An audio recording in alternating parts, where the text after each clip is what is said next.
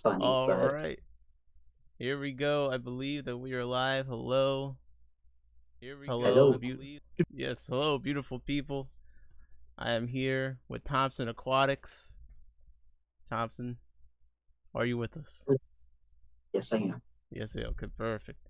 And Thompson is providing us with a nice view of one of what's in this tank. It's a really nice scape.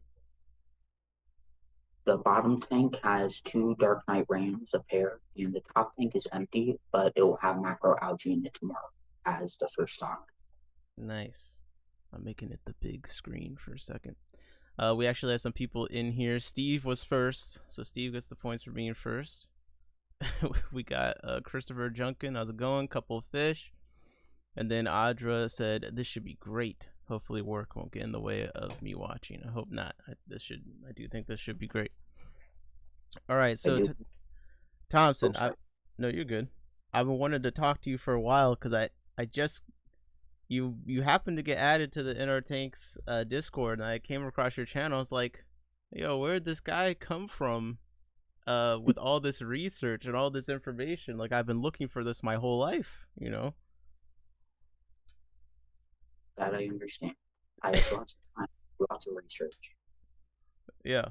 So I didn't know that you're like just getting on YouTube, which is probably why I missed it. But like you've been on TikTok, kind of doing your thing. How long have you been doing this? About 3 or 4 years, though the last 2 years have been when I focused on educational content. Before then, I just posted my fish and answered questions. Okay. Okay. So I guess one thing that I find interesting is this troubleshooting. You do live troubleshooting, and I feel like one of the worst parts of fish keeping is when something's going wrong and trying to figure out what it is. So like what got you down this path of like, okay, I'm going to try and help people troubleshoot their tanks, cuz like I don't know many people who want to sign up for that willingly. I like puzzles and mysteries, so tank mysteries have always been an interest. I first started doing them when I worked at a pet store and got very limited information and just kind of figured out how to figure out the details without that information.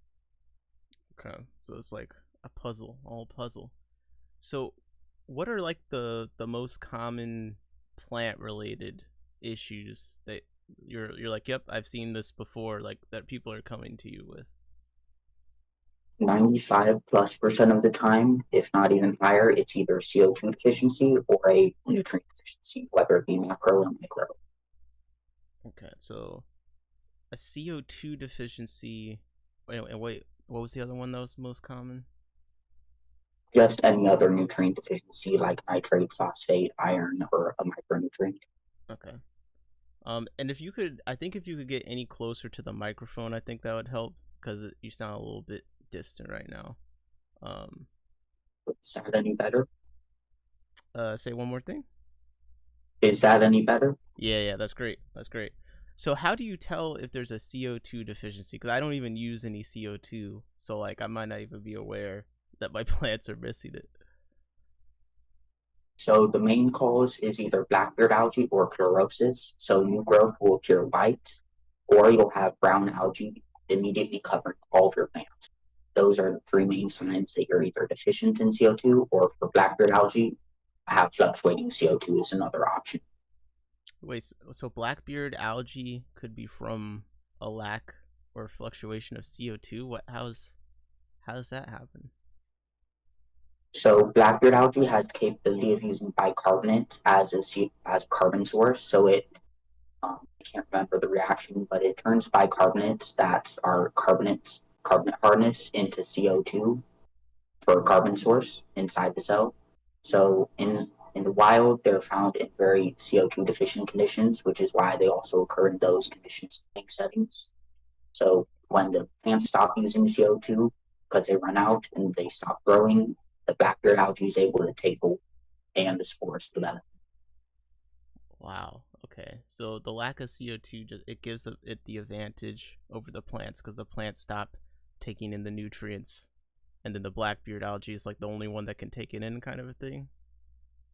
Pretty much. There's some plants that can use bicarbonate, but hair algae can use them at a much higher rate. Wow. Okay. So, okay, then the other two you said lack a CO2 deficiency. The other two, one was brown algae covering the plant, and then new growth being white. Now, actually, I was noticing that some pennywort that I had, like some of the new little leaf frog leaves were white. Is that maybe a CO2 deficiency? It's either a CO2 deficiency or another macronutrient deficiency. So phosphate deficiency, if you're also having green spot algae, that would be the cause, because that can impact calcium and nitrate metabolism, which would also cause the white growth. Okay. And how does the CO2 play into the color? Like, why is it the white color? Specifically because they lose the main building block to develop in chlorophyll, the green pigment that you see. So they basically just start continually growing without the organelle. And then if you add CO2 back in, it will start growing with the organelle again. Because I just heard that happen. One of my planted scapes, and I'm dialing in the lights. And new growth after the white patch is now green. Wow. Okay. By the way, it's just like crazy. Like, this is for people that are like coming in or already here. Like, the level of detail that you have in each of these answers is exactly why I wanted to talk to you, because like you have all this so memorized. Like, it's crazy. It's so crazy to me. I may have been born with a lot of health issues, but my memory is one thing I'm very grateful for. Yeah, your memory is definitely on point. Okay, so CO2 deficiency, like we're already going deep into one aspect. So okay, CO2 deficiency. Let's see if I'm keeping up. All right, so the blackbeard algae, if there's not enough CO2, then it kind of gives the blackbeard algae a chance to consume all the nutrients and take over the plants. Then maybe we have the white growth, which honestly I don't remember the full explanation for that. That was too complicated for me, but I got in my head white growth. That could be, you said CO2 deficiency or a phosphate deficiency, right? Yes, indeed. Okay. So I remember the basics of two of them. So is the brown algae covering the plants, is that basically the same situation as the blackbeard? No, so it's slightly different. So the biofilm that occurs on all of the plant surfaces, that's primarily nitrifiers. Algae, for the most part, are fringe organisms that just pop up when an ecological niche develops. So when you have a CO2 deficiency, then there's more nutrients coming out of the plant, which nitrifiers do not like. So then the nitrifiers start to die off and diatoms grow in their place, which is where you get the brown algae. Wow. Okay. So so when the plants aren't getting enough of I believe the CO2 you said, what is it that comes out of them that kills the nitrifiers again? Extra nutrients. Uh, Nitrifiers do not like they like a little bit cleaner water.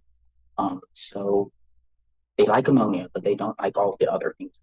So new growth has a lot of nitrifiers, and the old growth has a lot of denitrifiers, especially if you have very dense groups, because at night plants will respire and become toxic inside the groups, which allows the denitrifiers to grow.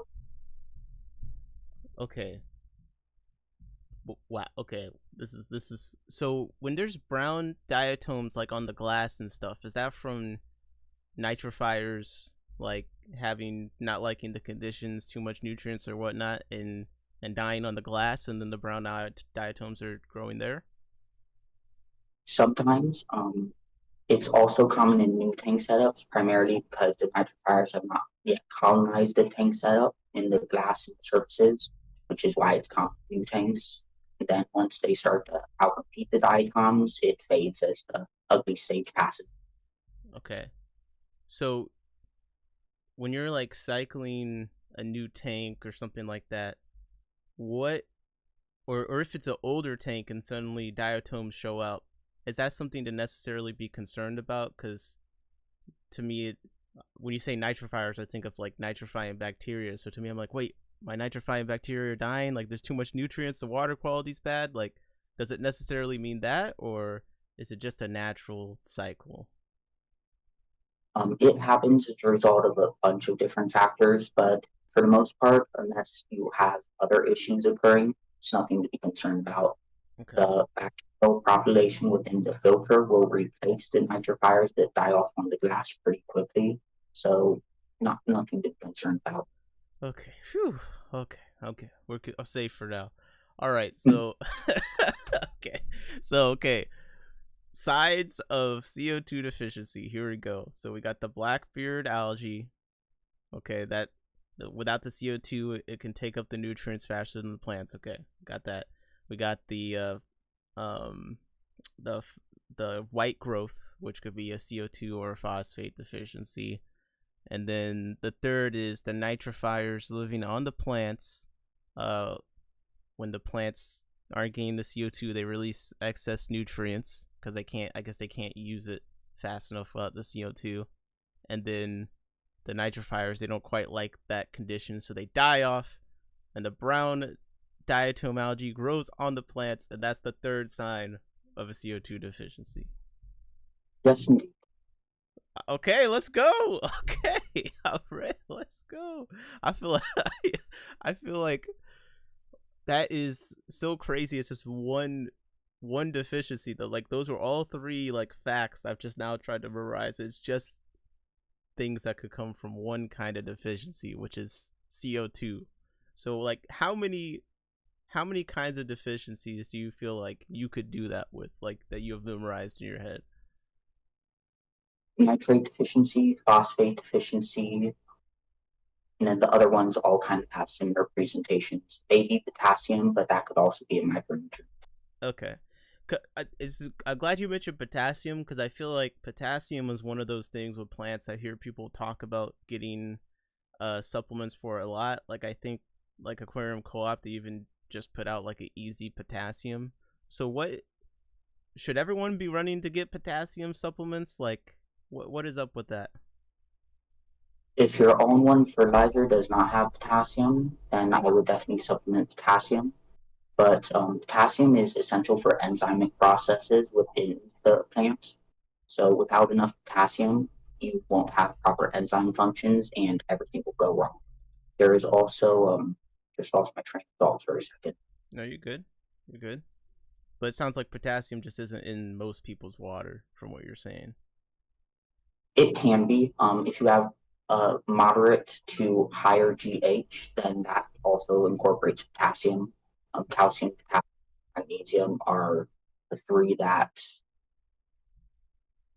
Oh wait, no, not potassium, but it's more.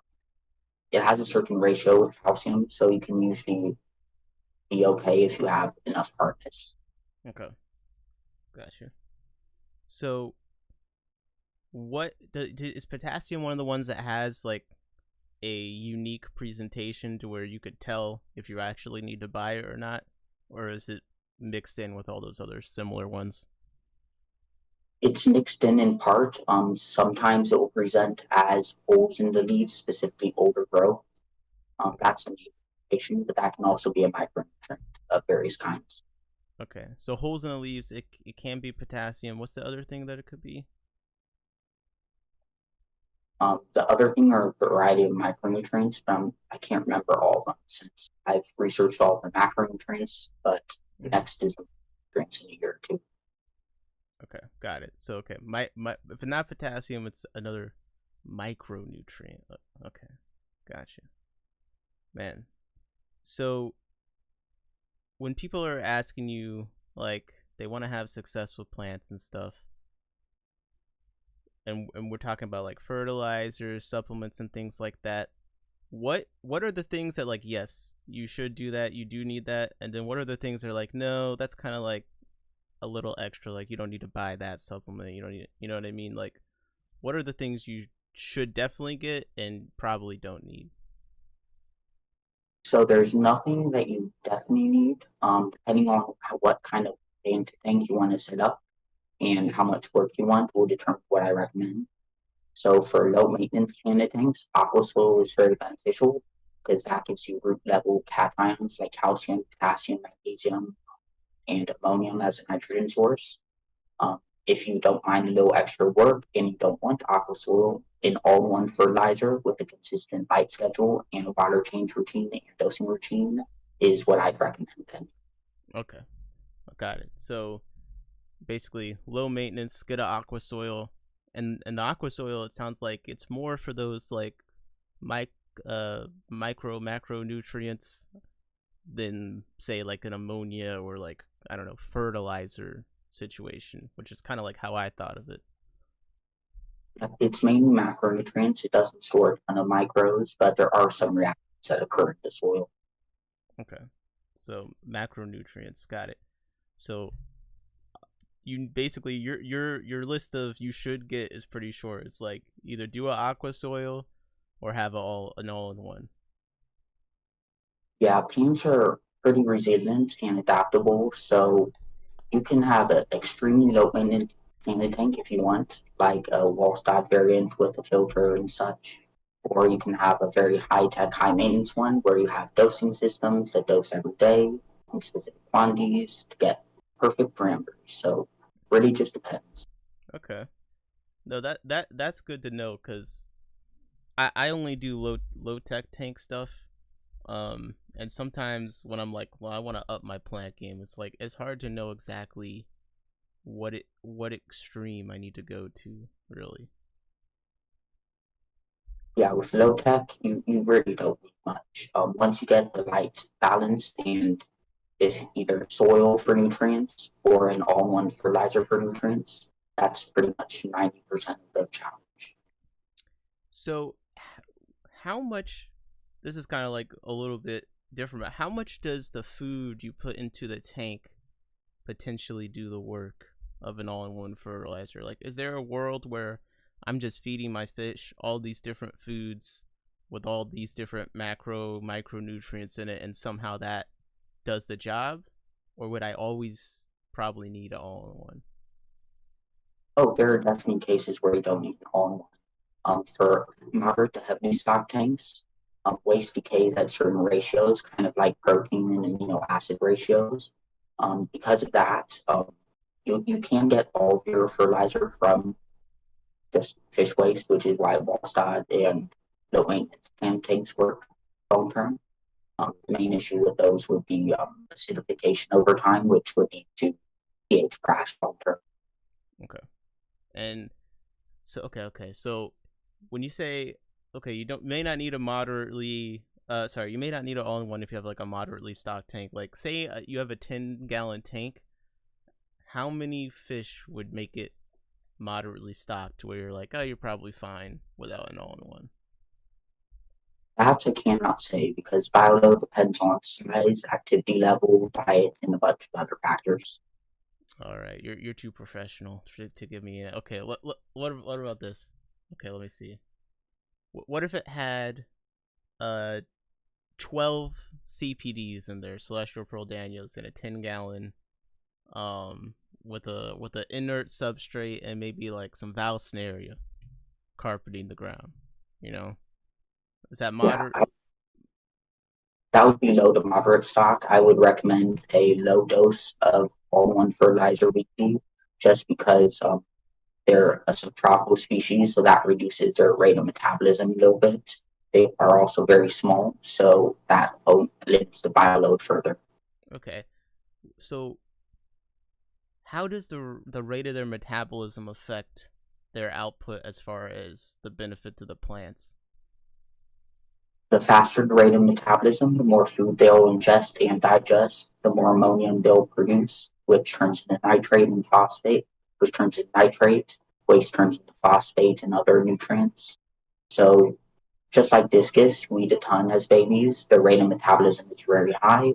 With subtropical species, the heat slows the rate of metabolism, which makes it slow down, which produces a lot less nutrients. Okay, so higher metabolism fish, you'll probably have a better chance of benefiting the plants with the waste than a lower metabolism fish. Okay, Also, carnivores produce more ammonium and nutrients just because of the density of protein compared to herbivores. Okay. And does that density matter based on the food you feed them, or does the percentage of what they digest, like protein versus other things, always kind of make it more ammonia based no matter what they're eating? It depends on the food that they're eating, but forgot what I was about to say. It depends on the food they're eating, but they won't digest all of the food ever. Uptake is always variable and dependent on the individual, just like us. I may not digest as much as you would of the same food quantity. Mm-hmm. So there's a lot of factors. Okay, man. All right, I gotta chill out for a second. I feel like this is like you're defending a dissertation or something right now. um, what right now are you interested in? What is the thing that's got you waking up to read these days? Need macroalgae. Macroalgae. Okay, well, I gotta ask, what specific macroalgae? Right now, I'm researching anatomical structural anatomy and physiology, as well as a few species of green macroalgae. I have about 4 to 6 months before I add any red macro, so I have some time for those. Okay, 4 to 6 species of macroalgae. What are you hoping to do with these macroalgae? Create a saltwater aquascape with them in the top tank. Okay, so the top. Okay, I see the top tank. 1 second. I zoomed in on my end on the middle tank. Let me look at the top tank, cause I did. I one of the reasons I started with the plants is because you are a very very skilled aquascaper. So I know that with salt water, the plant choices are more limited. What are you envisioning here with this top tank? I can put a state plan in front of it on my other phone if you'd like. Sure, why not? 1 second. No, take your time. Um, Putu said live foods also produce less quotations waste. Yes, that is because they poop out, they metabolize more of it, so there's less extra left over. Okay, so it's more of a digestibility factor. Yes, indeed. Oh, okay. I didn't, cause I'd heard that before, but I didn't know if it was because of the actual like. Oh wow. Okay, so here we have the whole plan right in front of us. So we got some green. We got the green circle. We got some purple and some pink. So break down what's going on here. I see flame, fire for. What's that other one? You're gonna have to read them for me because I can't read. From left to right, the red one is fire fern, which is a branching long algae. The Okay. top one at the top of the structure is brown, which will be the last one, Padina. So that one has a calcium exoskeleton, kind of like coral does, which Wow. is pretty cool. I didn't know a That one, macroalgae with a skeleton. That's crazy.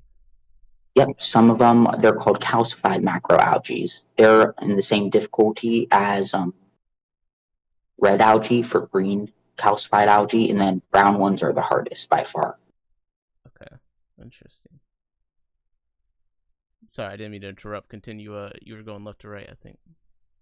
No worries. And bottom right says Cheeto, but I changed that. I haven't decided what to replace it with yet. Bottom is a shorter red algae, which is flame algae. Can't remember its full name. To the left of the brown algae up top is pink galaxy, which is a pink algae that stays short and is slightly branched. Bottom is another Cheeto section that I need to replace. Left, green algae. Up top would be Codium, which is a long one. I think I chose Codium perfusa or something like that. It's a really invasive one, really easy to grow. And then the below that is red Gracilla, I think it's pronounced, but I'm not sure. Um, I Wow. can't remember about that one. And then is Cheeto again. I didn't even know there's that many different macroalgae. Bare bottom Brandon, he said, "What is this?" I'm like, "You're like blowing my mind." Okay, so thank you. So now I'm going back to Now we can look at the tank. So I see in that photo, you've drawn out, and this is kind of getting into the aquascaping, although this is saltwater, which I know nothing about, but you had the rocks in while the tank was empty. Then you took a photo, you drew out all the spots. Did you pick the spots of where the plants were going to go first before you figured out what they were? Or did you kind of look at the macro algae and then place them? So I'm just trying to get at like your aquascaping strategy. Like, do you pick where a plant is going to be first, or do you first figure out what plants or macroalgae you're going to use? Kind of a mix. So I picked the colors out first because the color and contrast is very important. Ah, Then common macroalgae and chose the ones that would have textures which contrast each other since that's part of okay. aquascaping. And then I decided placement on the various macroalgae based on their light requirement and flow requirement. Wow. Okay. That makes a lot of sense. So you do colors first, and then, sorry, do you do location then colors, or do you do colors then location? I do colors and general location, and then location of the individual species after I decide on what species I want. Okay. Wow. That is cool. I definitely look forward to seeing a saltwater macro. Like, that was so many different species of macroalgae. Are there any freshwater macroalgae? Yep, that would be Spirogyra and some of the hair algae technically. Okay, the hair algae. All right. You're not gonna aquascape with those?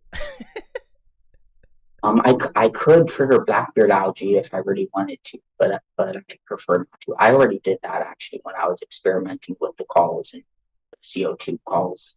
Wow. So I triggered in the tank by reducing flow in the corner, Okay. and then the spot where CO2 distribution was bad, one or two tufts of macroalgae grew and then never spread. Okay. So, wow, there's that much attention to detail. So, what about this middle tank? What do you have going on with that? And how long has it been going? What are your plans? So this middle tank has had plants off and on for the last year, but it hasn't really had escape. It's been kind of a work in progress and deciding on what I want to do with it. Mm-hmm. But I plan on mixing 25% RO and 75% tap water to lower the pH to about 7.0 to 6.5. That way, the rams will be able to spawn more readily, and then I will to breed black knight rams in a low tech scape. That is that is crazy. I can see the Rams look like silhouettes from here. Yes, The- if I knew I'd have them in there, I would have used hand sand so that they contrast more, but they'll be more visible once the plants grow. it's kind of cool though. It does give them more of that like black ram effect for Yes, sure. indeed. Okay. All right. I'm back. I'm back to quizzing you because I have to know. Um, what is what is what is a way someone can tell if a plant is really high tech or if they can get away with it in their low tech setup? Because one thing I feel like I see a lot is you'll see a website list a plant as a high tech plant, but then you'll see someone with like a quote unquote low tech tank and it looks like it's doing fantastic. Like, what steps can you take to determine if you can get away with it without like CO2? Your experience level. So almost every plant can be grown without CO2, but they require very specific conditions. And for some plants, they require very low pHs because CO2 in low tech, it naturally balances out with your carbonate hardness um, through the CO2 alkalinity balance, which which is why during the day your pH will rise as CO2 drops because it becomes carbonates, which increases the pH of KH. So that's one way to get away with not supplementing CO2, which is what I'm going to do with this tank with RO water. Okay. Um, but low tech also requires more precise nutrients. So their imbalances occur much faster in low tech. So if a parameter is off, nitrate too high compared to phosphate, iron too high compared to various things, then it will cause algae, stunted growth, or slow growth, which will further lead to algae. So because of the CO2, the balance matters less because I guess the plants are just taking up nutrients more. Yeah, they're more robust, so they uptake nutrients more. Another aspect of it that is kind of debated is allelochemicals, so defensive chemicals. Um, they inhibit cyanobacteria, algae, predation from snails, shrimp, various other organisms through various mechanisms. There's a bunch of allelochemicals, though, and they need a lot more research on them. Wow. Bare Bottom Brenton, he asked, "Where is Thompson from?" If you don't mind this, Brenton, why are you always being so investigative over here? Ohio. Ohio. Oh, is that? Don't you have like a sports thing where it's like you spell out Ohio? Yeah, I went to Ohio State before I got sick, and literally in the orientation, they said, if you're ever traveling and someone says OH, you say IO. So every Ohio State graduate has gone through that orientation. Okay, good, good. You're one of the real ones. Uh, how do you like Ohio for fish and plant keeping? What are the stores like over there?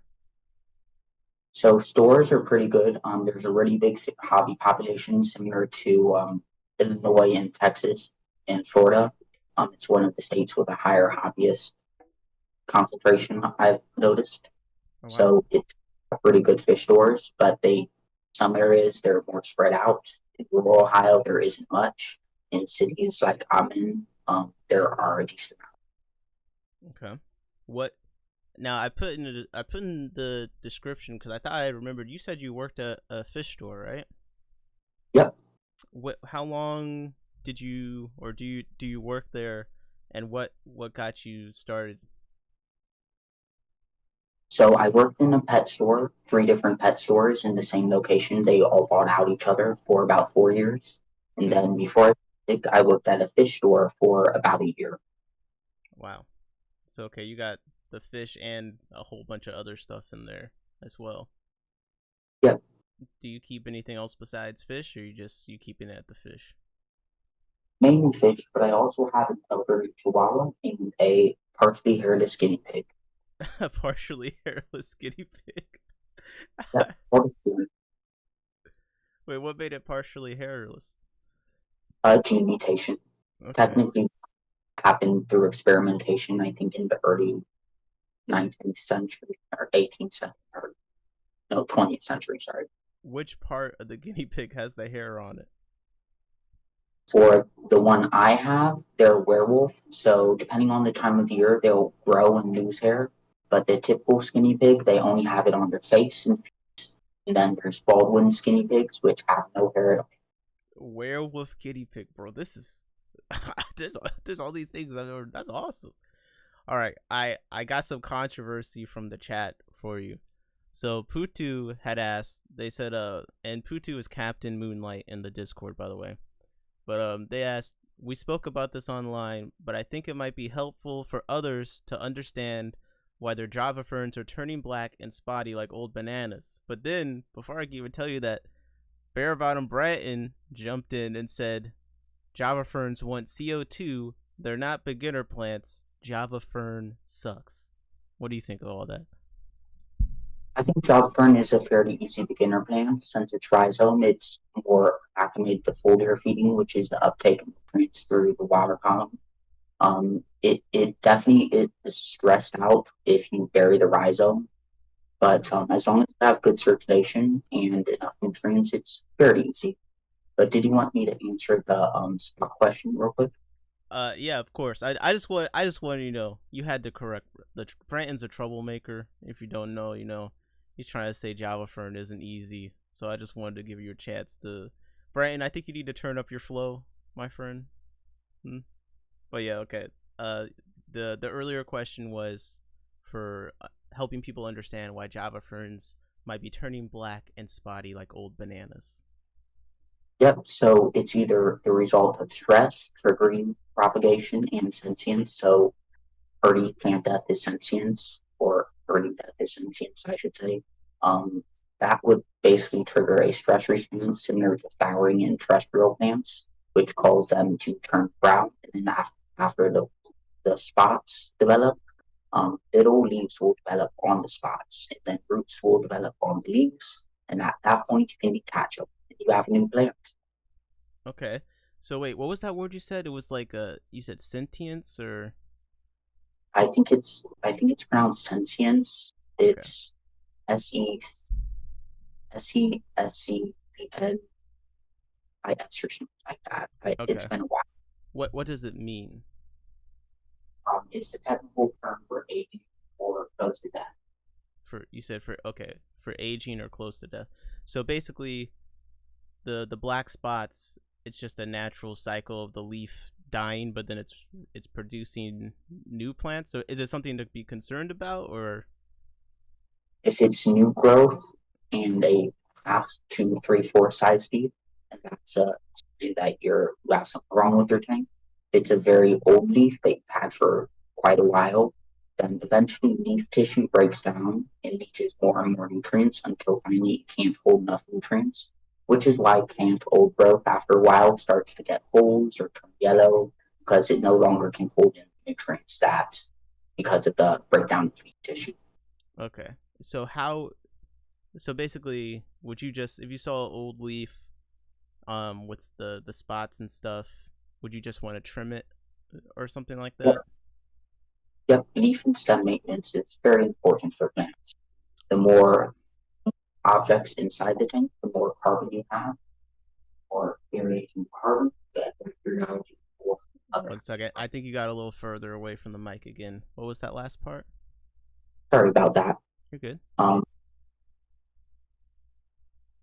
the more dissolved carbon you have and more organics you have, the more likely you are to have an imbalance and algae as a result.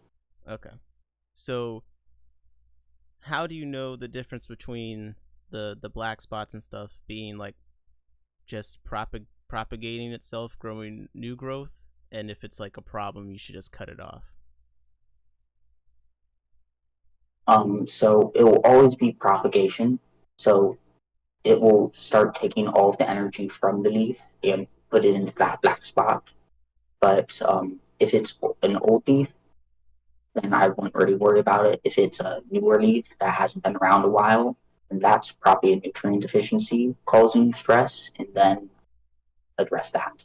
All right. So if it's happening to old leaf, whatever. But if it's a new leaf, nutrient deficiency. All right. And what are like the most common nutrient deficiencies that present that way?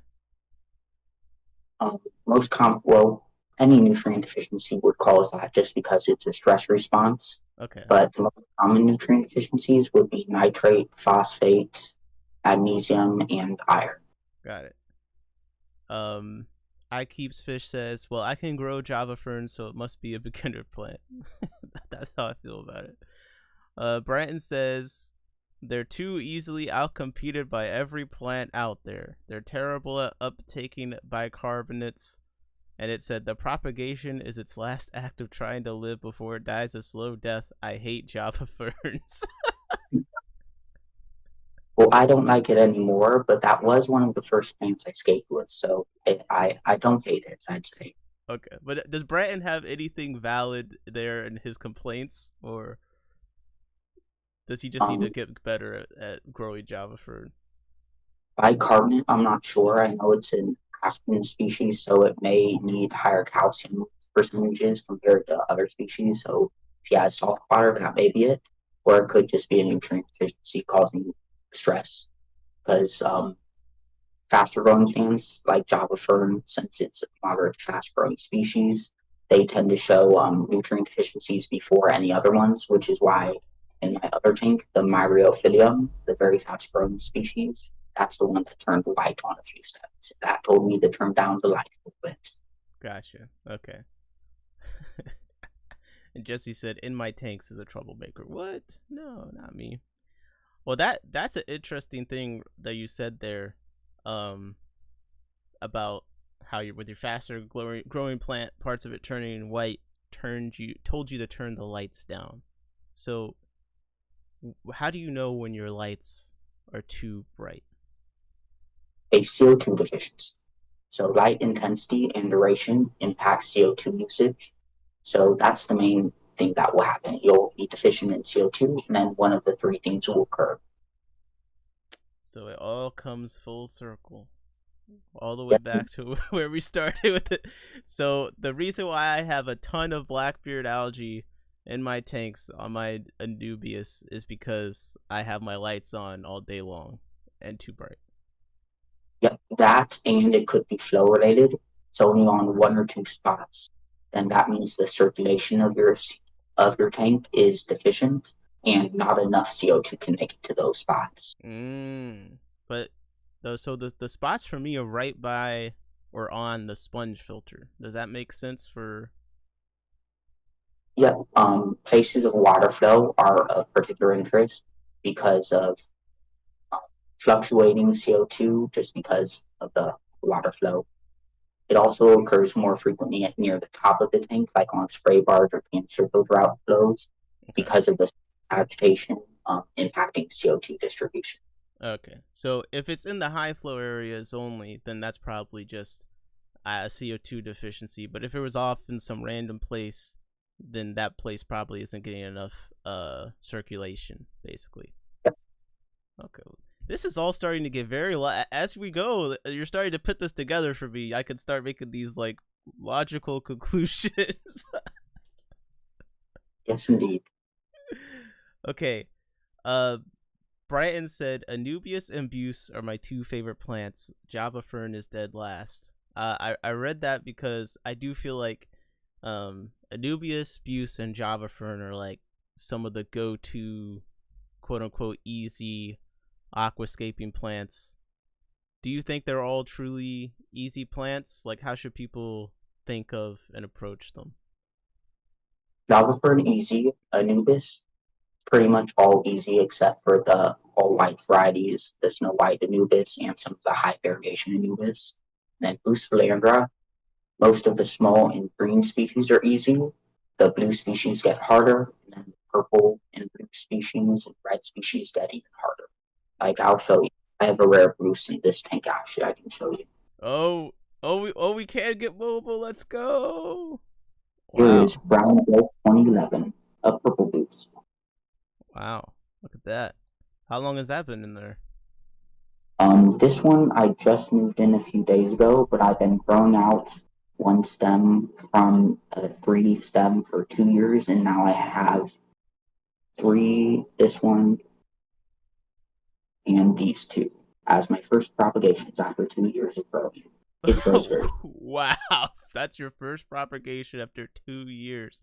It does look very nice. What is Yeah. that pink plant that was just on the left? That thing. Oh, this is Samolus parviflorus red. Though I think they just changed the genus to limno something. Okay, how much money do I have to spend to keep this alive? This one is a low to moderate difficulty plant, so you don't need CO2, but you do need to moderate your light so that you don't have issues. In low light, it will turn green or green yellow. In medium light, yellow, and then in highlights, it will be a bright red. This came from my high-tech tank, but I am trying to make it so it keeps the color, which so far it is. Well, next time you're selling some trimmings of that, if that will survive in a low tech setup, I don't care if it's not pink all the time. That I love it so much. It's like a little sword. One of my favorite species.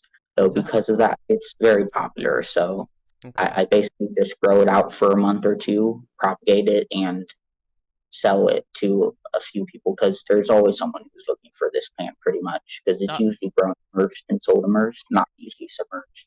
Like I may have seen it, but I don't recognize it at all. Like you say it's very popular. Is it super common? Oh, definitely not. A few years in the hobby more readily, so it makes sense that you've never seen it. It's one of the species I get asked about most. Okay, put me on. Everyone wants to know what it is. Put me on the waiting list ahead of all these suckers. Okay. I have uh, one other person on it, but the propagations, when I have a mother plant ready, they create a lot of big offspring because they grow to the sides of the plant. So you basically just separate and split the plant into two plants. all right. And is that what is the grass? Is that Vietnam? What is that Yep, one? Okay. See, yep. It's I got still one. yes, indeed. It's from immersed, so that's why the leaves are thicker than normal. But eventually, it will have very thin leaves. So where is the Samolus from? The Samolis, I bought it like 4 years ago, so I'm Okay. pretty not sure who I bought it from. Do you know Probably where it originates from? oh yeah, I cannot remember that. Plant geography, I don't know as much as fish Okay, geography. okay. We found one of your rare blind spots and knowledge. I like this. I like this. I feel much better. I'll always be honest if I don't know something or if I'm not certain, because last thing I want to do is spread misinformation. Okay, since we've got you mobile now, everyone's getting excited because you got some beautiful plants. You got to show us one of your other aquascape tanks, and walk all of us mortals through it. Sure. Am I able to swipe off Discord to turn on the light? Because all my other tanks are off right now. Yeah, sure. I mean, if it's too much work, don't bother. But I can talk while you do whatever. No worries. Sounds good. Yeah, just give me one moment. Okay. Couple fish. Yeah, I think it's the Samolis one. I think you got that name right. You said this pheno is from Southeast Asia, but it's a fairly widespread plant. So you think it's in the U.S.? Oh, so it's being sold in the U.S., but it's not native to the U.S. Gotcha. or distributed there. Gotcha. Yeah, I'm seeing. It's definitely it's definitely a cool plant, man. And the fact that you can grow it without CO2 is nice. Like I do like red stuff, but I don't mind if it's like, mostly green or just the tips are red, or you know what I mean? Like that doesn't bother me. I just like how compact it is. It's super nice. Okay, here we go. All right. I'm ready.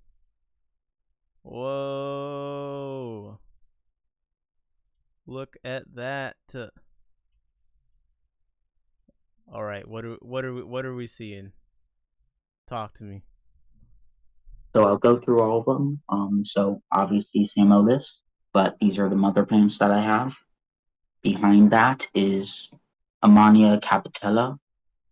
Doesn't really work for low tech because the internode space is very long, but in high tech, it can be trimmed into this compact bush you see.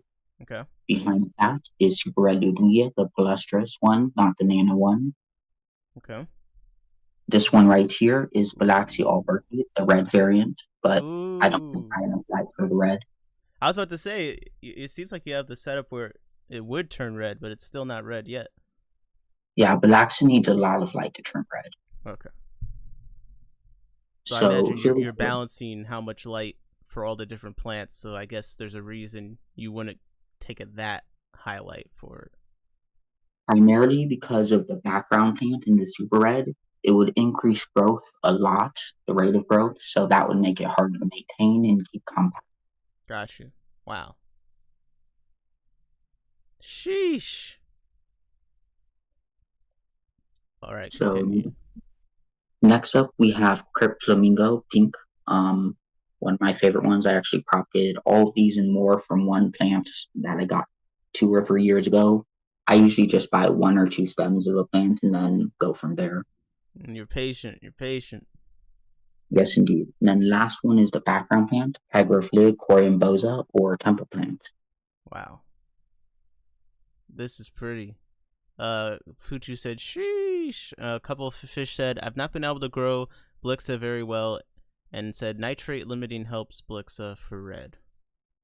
Yes, indeed. Though that's kind of tricky with sand, which is what I use for all of my tanks. Just because with aqua soil, you have the substrate level nutrients, in the form of ammonium, is the nitrogen source that soil has. Oh darn, the shiner's being mean. But what was I saying? So I'm uh, not able to nitrate limit. I just need to rely on light intensity. okay, so a couple fish said great spacing and grouping, which gets to just what I was saying. So how did you plan this one out, and like what is the length of time if someone's like, I want a tank that looks this good? What is the realistic timeline? With CO2 or without CO2? I let's just say with CO2, since that's what the setup is. 4 to 6, no, 2 to 6 months, depending on rate of growth, how much you need to grow, and how much the groups need to become dense. This Wow. one's about 4 months after adding CO2.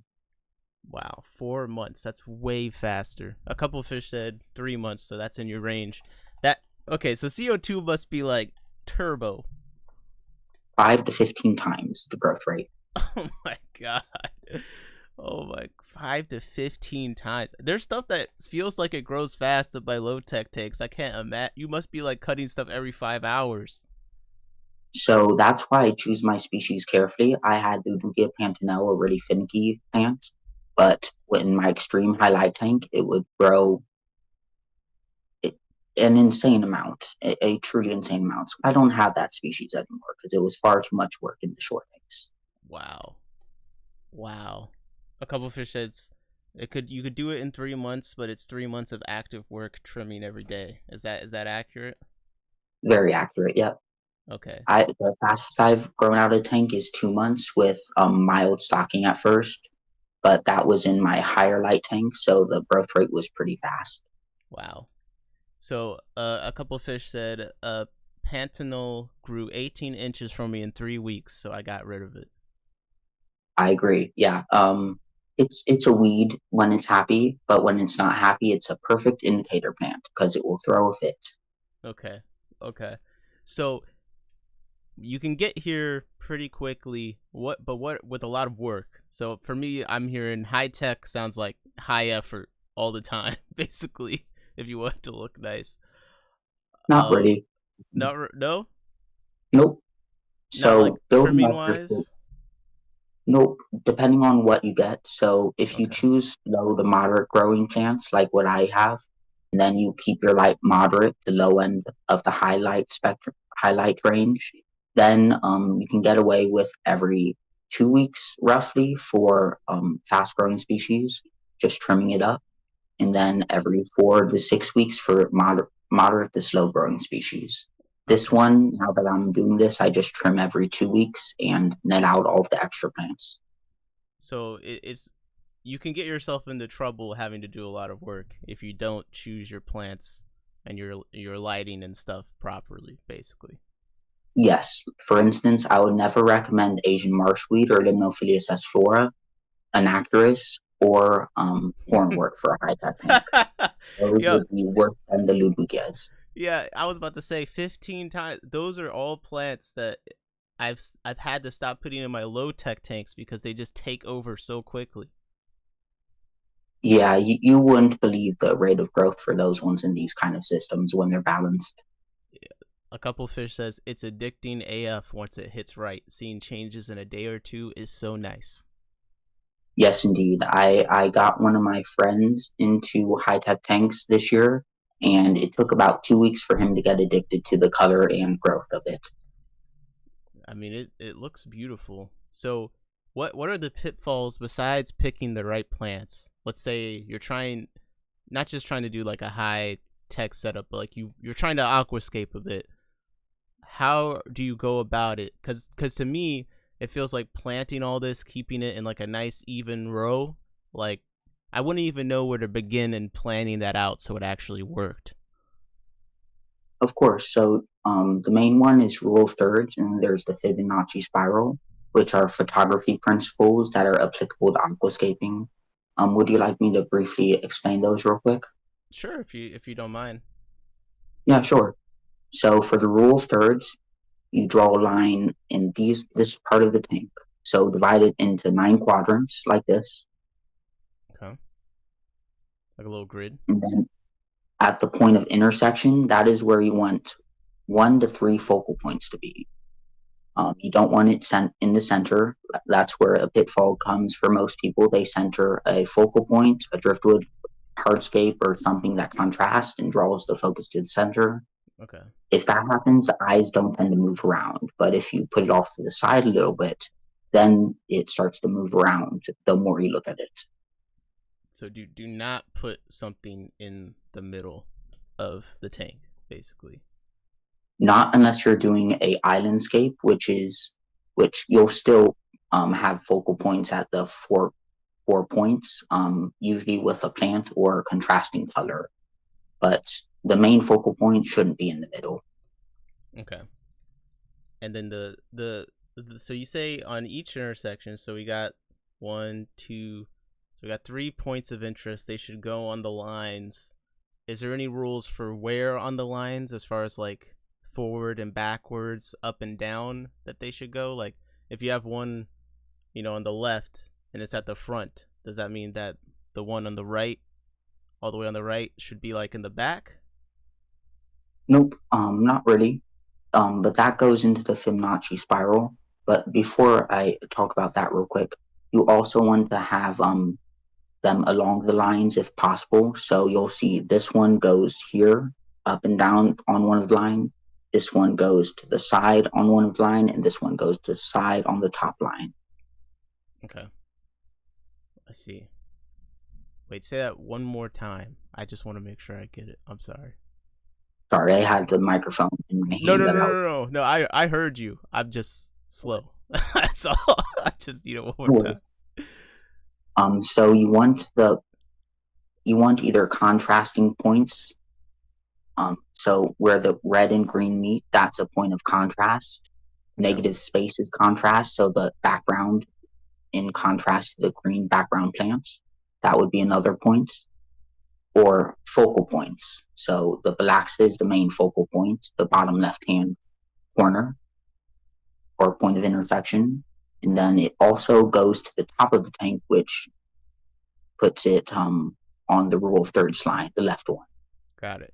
And I don't know if you'll be able to see because it's on the stream, but I just put up a rule of thirds grid on what you're showing so people can see. And it does line up, like you said. Yep. So I do plan this stuff out. Any Fish Will Do said that tank looks perfect. Thank you. I appreciate it. I did just remove a Samolis, so there's a little bit of an empty spot, but one of the big ones will be propagated and fill that tomorrow. Okay. Oh, I see what you're saying. Branton asks, what about polysperma? Just as bad as the other weedy plants I've grown. Though that's illegal in my area, and I think it's on the Federal Noxious Weed Registry on the US, but Yep. Okay, that's what I thought. So I can't have that, or I risk them coming to my house and taking my plants. No, that's another. I do have that plant. I just can't take it across state lines. The local clubs like kind of put out a PSA about it because people bring them to the auctions. So like you can bring them to the auctions if it's in the same state you live in. But it definitely grows fast in the so I can't imagine what we would do in this kind of setup. Yeah, I had that in one of my high tech setups. Let's just say it grew very fast, and the entire background group was done in about a month. Wow. So when you say the background group is done, is it a height that you're going to that for you you're like, okay, that's done? Or what is the way you look at that? It's both height and group density. So the more you trim it, the more side shoots will develop and the denser the group will be. So first you want to get the height right, then you want to trim it and get the density right, and then you get this. So, okay, so that's what I'm missing. So if I want to make something like a Kambamba or something like that more bushy, like I just have to keep trimming it over and over and over again? Yep. Oh, trim and replant the other stem beside it. Okay. Wow. So a couple fish, they said try not to group similar leaf textures and colors together. You mentioned colors before. What are the categories of textures? So it's just contrasting textures. So I put the super red oval shaped leaves in front of the long um, pointed shaped leaves. And then over here, I put the long crypt leaf right next to the extremely long bilaxa leaf. So you can see all of them are slightly different. The only two that are kind of the same are the mana and the Ludwig, but I could get away with that mainly because of the size of it. Okay. So basically, just different texture plants next to each other. it. Now, what was your decision making process? Because I know a lot of you kind of think of it as like shortest in the back, tallest in the front. What made you put the tall Blixa right in the front? I wanted a good focal point. I knew it would be a showstopper because of how it flows, and also it would contrast all of the plant colors because tan really isn't a common color. Mm-hmm. Yeah, it definitely does stand out. That's beautiful. I feel like one thing. Well, actually, wait. I had interrupted. You were going to talk about the spirals, I think. Oh yeah. So that one's kind of hard to explain, but let me think how I'll do this. It could So it's be. kind of the same as the rule of thirds. Um, you, yeah, I'm really not sure. I wanted to make a video on it, but I could never figure out how to actually explain it in simple terms. I'm I not sure I can do that effectively yet. Okay, that's fine. I do have the grid up if that helps. Oh For yeah, people. perfect. So if we choose the bottom left-hand corner, here is the line roughly, and You're then you're right here literally will be right the on the start. line.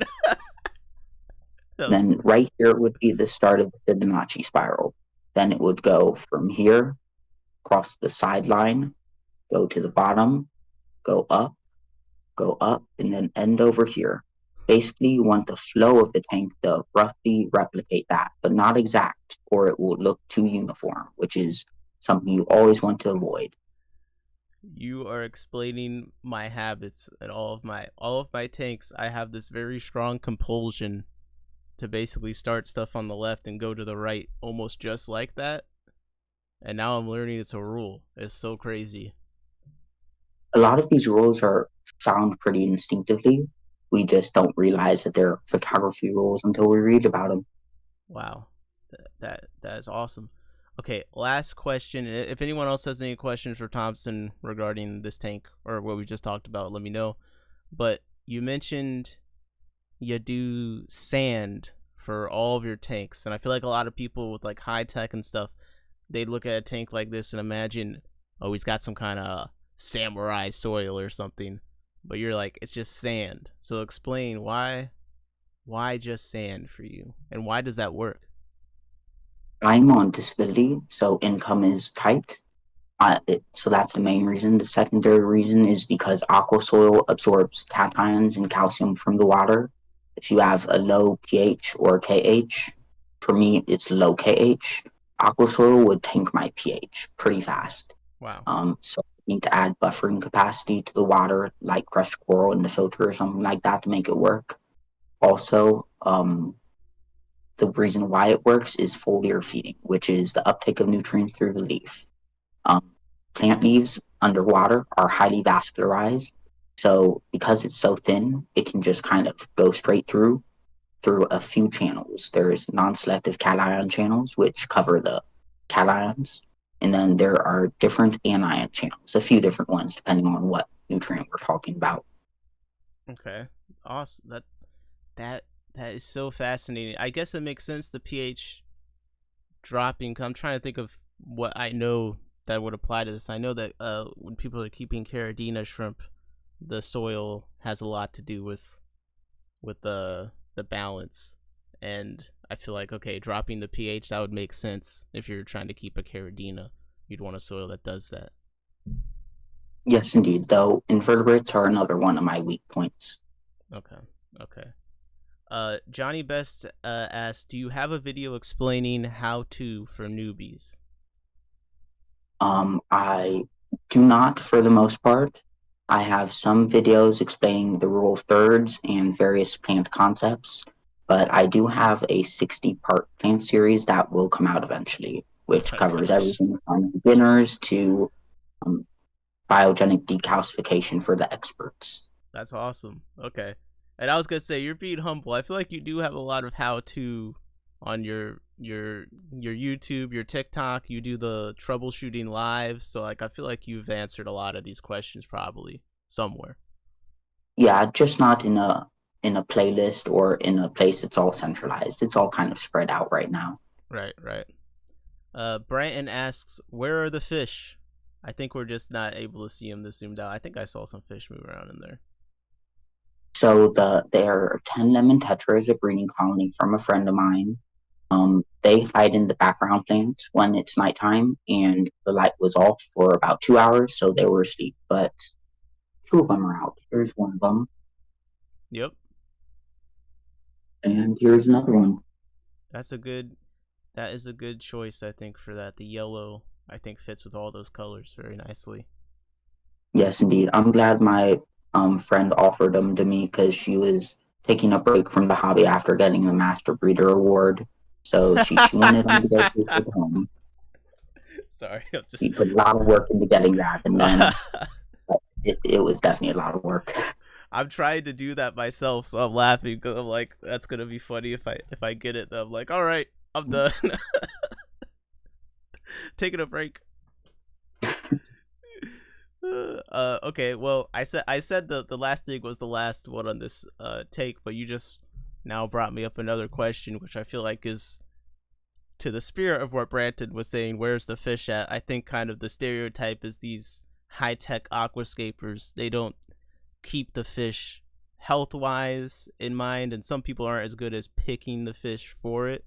So how do you go about selecting the right fish for a tank like this?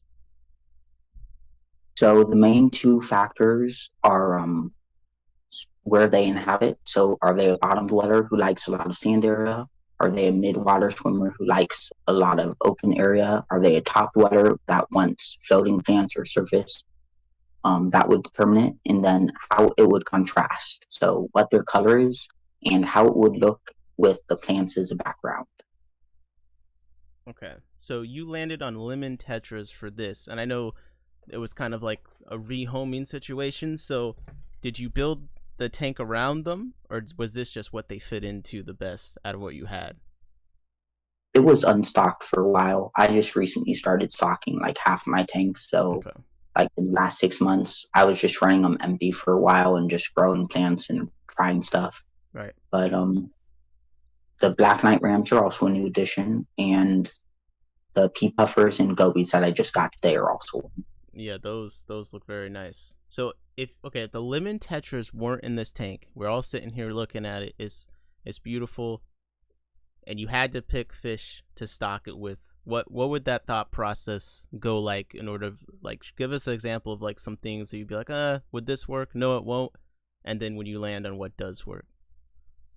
So no fish that like slow moving water because I have a spray bar. No surface dwelling fish because I have a spray bar.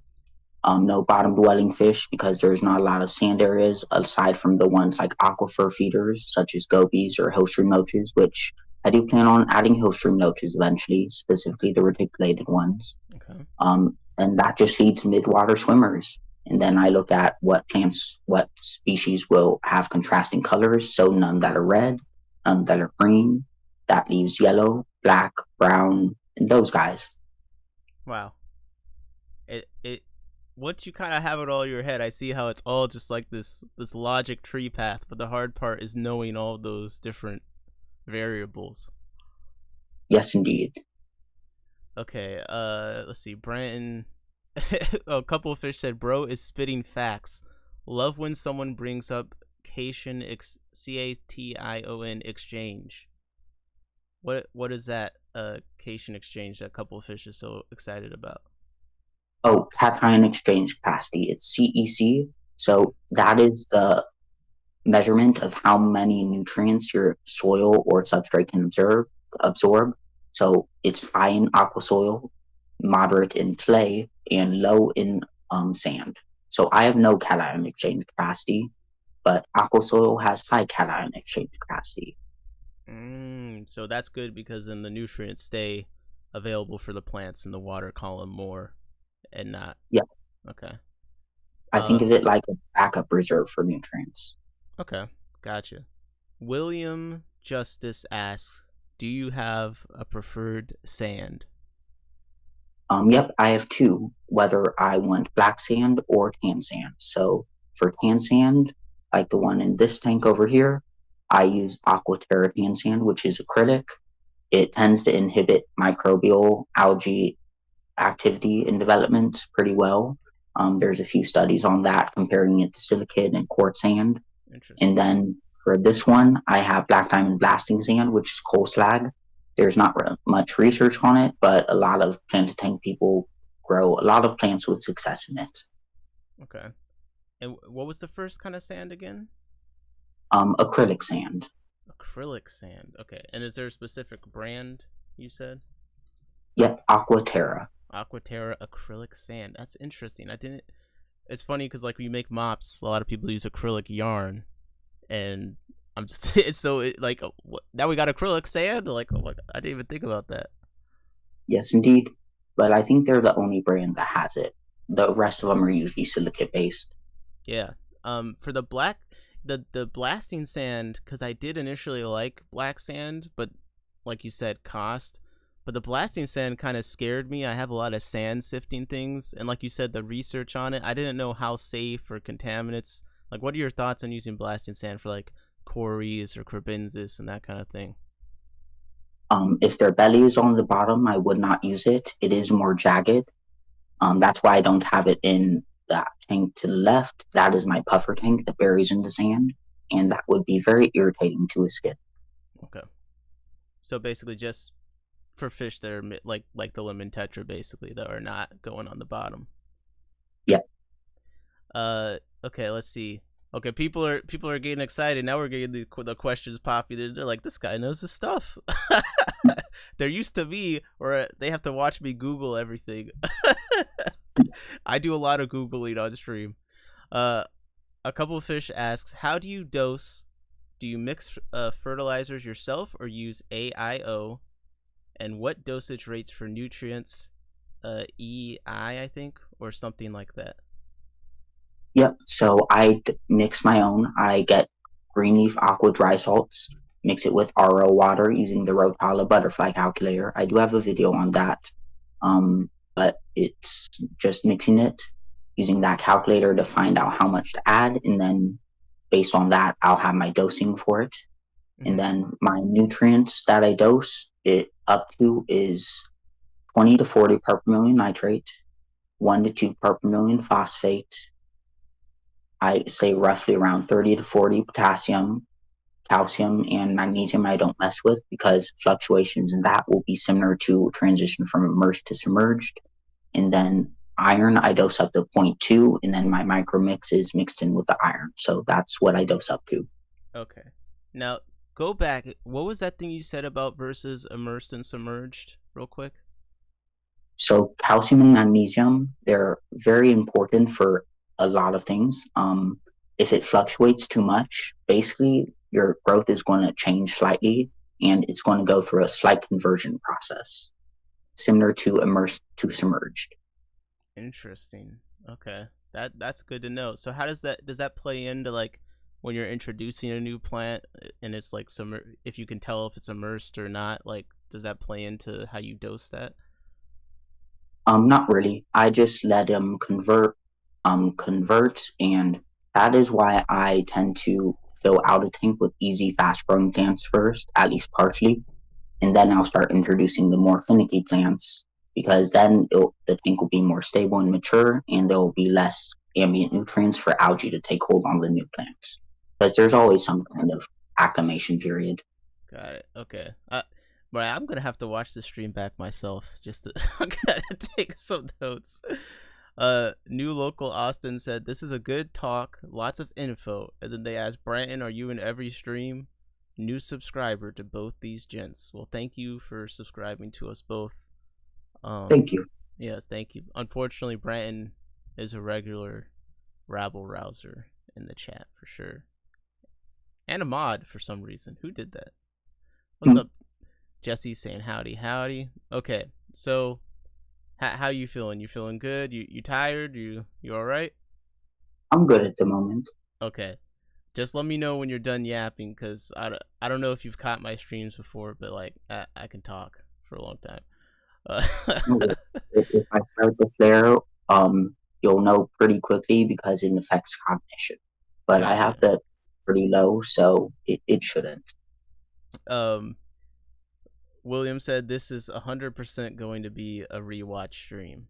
And then Johnny Best said, nice info. Well, you guys, you better make sure you go subscribe to Thompson, and check out his other platforms too, because I know you said you just started using YouTube. I feel like I saw your TikTok and Instagram. You're like blowing up on there, man. Yep. Well, Yep. Instagram, I have never been able to get traction, but TikTok has been going up fairly rapidly recently. Yeah. Would you like to share with the stream what you shared in the Discord earlier about your newfound fame?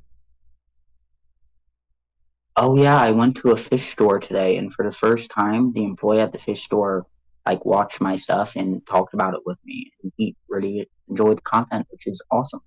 That It is was a first for me and very cool. that is all. That is so awesome, man. You're doing good work. You're doing good work. I think that might happen to you more often if you keep going. So Probably it wasn't as stressful or nerve wracking as I thought it would be because it's always something that's on the back of your mind how you'll react if that happens as a content creator. right, right. Well, luckily for you, most people that recognize you are probably gonna be very excited. So you're putting all very positive and helpful stuff out there. So you know, I feel like it's good that it wasn't as stressful as you thought it might have been. That's awesome. Yes, indeed. I'm very happy about it. Okay, let's see. Brandon said Nick's ignore. I'm not ignoring you. I'm saying that I'm reading all your mean comments out loud. Um, okay. Jesse sent Brandon his box finally. Okay. A couple fish said he's in all the plant Facebook groups. LOL. I checked to see if I'd bought plants from him before. You may have a couple years ago. I was pretty heavily farming at the time. Okay, I gotta buy some. I have to buy some plants. I mean, I've already seen your pictures in the Discord, but now, like, whenever you're selling plants again, just send me the payment information, because I feel like my mouth is watering looking at this stuff. Sounds good. I don't have as many species available. At one point, I was culturing 50 plus species between all my tanks, but I still Dang, have a decent variety. you got it. No wonder they have you wanting you to do the HAP program, man. You could be a master horticulturalist. Not quite as knowledgeable as those guys, but I do know a decent amount of stuff. I know a few people who are one person who's a professional in hardcore culture, and his knowledge blows mine way out of the water. I mean, look, there's always a bigger fish, as my favorite philosopher once said. Qui-Gon Yes, Jinn. indeed. Neither very more. Master Qui-Gon Jinn, my favorite philosopher. Um, Branton asks, "Do you keep terrestrial plants?" I used to. I for a bit. I was leaf propagating variegated echivera, a kind of succulent. I've also grown a few varieties of tropical plant like alocasia, pothos, and monstera. Wow. Do you keep any at all? Um, right now, I just have a few bonsai. Okay, bonsai. Of course you have bonsai. I feel like that fits so much. The trimming, the upkeep, the attention to detail. It's one of the things which has helped my aquascaping quite a bit Mm, because I started in aquascaping about 5 years ago, got into bonsai 3 or 4 years ago, then got more heavy into aquascaping after that. wow. So you did the bonsai first. Um, Aquascaping first, but bonsai shortly after that, and that kind of fed into further aquascaping. Okay, very cool. A couple fish said based high tech enjoyer keeps bonsai also. So I feel like you're developing quite the impressive resume here. Uh, is there such a thing as an underwater bonsai? There is driftwood that you can grow moss on. That's probably what you're thinking of. Okay, so there's no way you could kind of get. I don't know. I don't even know what I'm saying. I was just curious if there's an underwater bonsai plant or one you could grow out of the tank, maybe. There is one group of plants that can grow out of the tank. Those would be willows because they absorb a ton of water and are fine with having their roots wet. But wood or bonsai, the woody texture of their epidermis, that tends to have a lot of lignin, which degrades in the water. So that is why driftwood eventually rots. Um, and the bark or lignin, or the bark, I mean, would rot very fast and then cause the lignin to rot. And then basically it would die from the root up. Interesting. Uh, two Branton and Putu both say that there may be a. Is there an Anubias bonsai variant? Oh yeah, I think that's a variant. I can't remember much about it though. There's Okay. one called Rotala bonsai, but that's something else actually. I What? think that's just a way of setting the species. Okay. I was gonna say, what makes something a bonsai? For the Rotala, they named it because of the small and rounded leaves. Okay. Because bonsai, through pruning, you'll reduce the leaf size over time. Gotcha. Um, Branton asked, could you bonsai a mangrove out of the water? That I'm not sure. Possibly. It would take a very long time though, because I don't think it readily produces side shoots, which is part of what makes bonsai effective. Over time, you'll trim it, it'll produce more stems, trim the stems, produce more stems, and then you Mm. have it slowly trimmed into shape. That kind of, because Putu's saying, I have the Anubis bonsai. It doesn't branch out; it branches up. So that sounds Yeah, that would be limiting. tricky. Yeah, New that's why black plants don't bonsai well because they grow up rather than out most of the time. Okay, that's true. New local Austin asks, what are some faster growing plants like juniper that a beginner could start bonsai? Ficus would be the main one. There's some slower growing plants that are succulents like Porta or dwarf jade and jade, but the main one would be Ficus retusa, and Ficus microcarpa. And what, as someone that knows nothing about bonsai, which is me, can you explain like what makes those good choices for a beginner bonsai? They're very hardy. They grow fast, so it won't take forever to develop. They branch very easily with pruning. And a cool thing about them is they're called rubber trees because when you cut them, they produce white rubber like substance, which dries into a rubber like substance. Whoa, okay, that's crazy. Wow, wow. Um, man, I don't even I don't. It's like we got bonsai lessons too. Brenton says I have a huge rubber tree, fun plant. They are indeed. Mine are all pretty small, but mainly because I don't have room for a really tall one. Do you have the bonsais anywhere where we could see them, or no problem if Oh, not? But... it was actually on the right side of the saltwater tank up top. So when we move back over, I can show you guys. Okay. Do you want to move to another tank while we talk, or are they lights off kind of a thing? Lights are off, but I have one other nice scape that is low tech but recently planted that I can show you in a second. Sure, go for it. Sounds good. Let me swipe off and turn off my camera real quick while I do that. No rush, no rush. All right, everyone. Thanks for hanging out. We're keeping it rocking, but I just want to say definitely check out Thompson's YouTube, all of his socials, and all that kind of stuff. I think you all are getting exactly why I wanted to talk to him. Like when I saw his videos, because he came into the Discord and he was talking and he was like, "Oh, can I share this video I'm working on?" And I looked at his videos, and if you're someone like me who just is dying for like that technical content, I've compared him to like Alex from Fishtory, but I think that he goes even more in depth in some ways, um, and different things like plants and aquascaping and stuff. This is the channel you need to check out because there's just not that many people that go through the effort to learn these things and then explain them. Because like the fact that we could sit here and ask him the questions and he know the answers is one thing, but he is giving us the answers in a way that we could actually understand, even though I know nothing about any of this stuff. So thank you, Thompson, so much for doing this. Always happy to share. I don't see a point in learning all this if I can't share it and teach to others. Makes sense to me. Okay, so this is your low tech tank. Break it down for us. What are we seeing here? So the main background plant, the green one, that is myrophyllum, that can grow some green. So it has looks similar to Kabamba, but even thinner leaves. The background plant on the left side is Lutetia brevis. It will actually grow far more compact and sometimes red in higher light and with CO2, but it grows like this without it.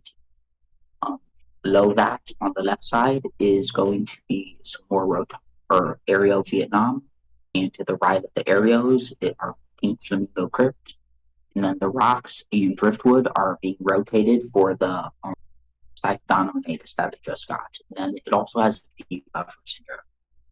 Okay, so how recently did you plant this? About a week and a half ago. I'm still dialing in the lights, just like the middle tank over there. Okay, and did you buy all this Myro, or did you just have it from another tank? This was all in this tank, but it was overgrown, so I spent about 2 hours trimming it, uprooting it, cleaning it, propagating it, and planting it. Wow. So trimming it and uprooting it and cleaning it. What do you mean by cleaning it?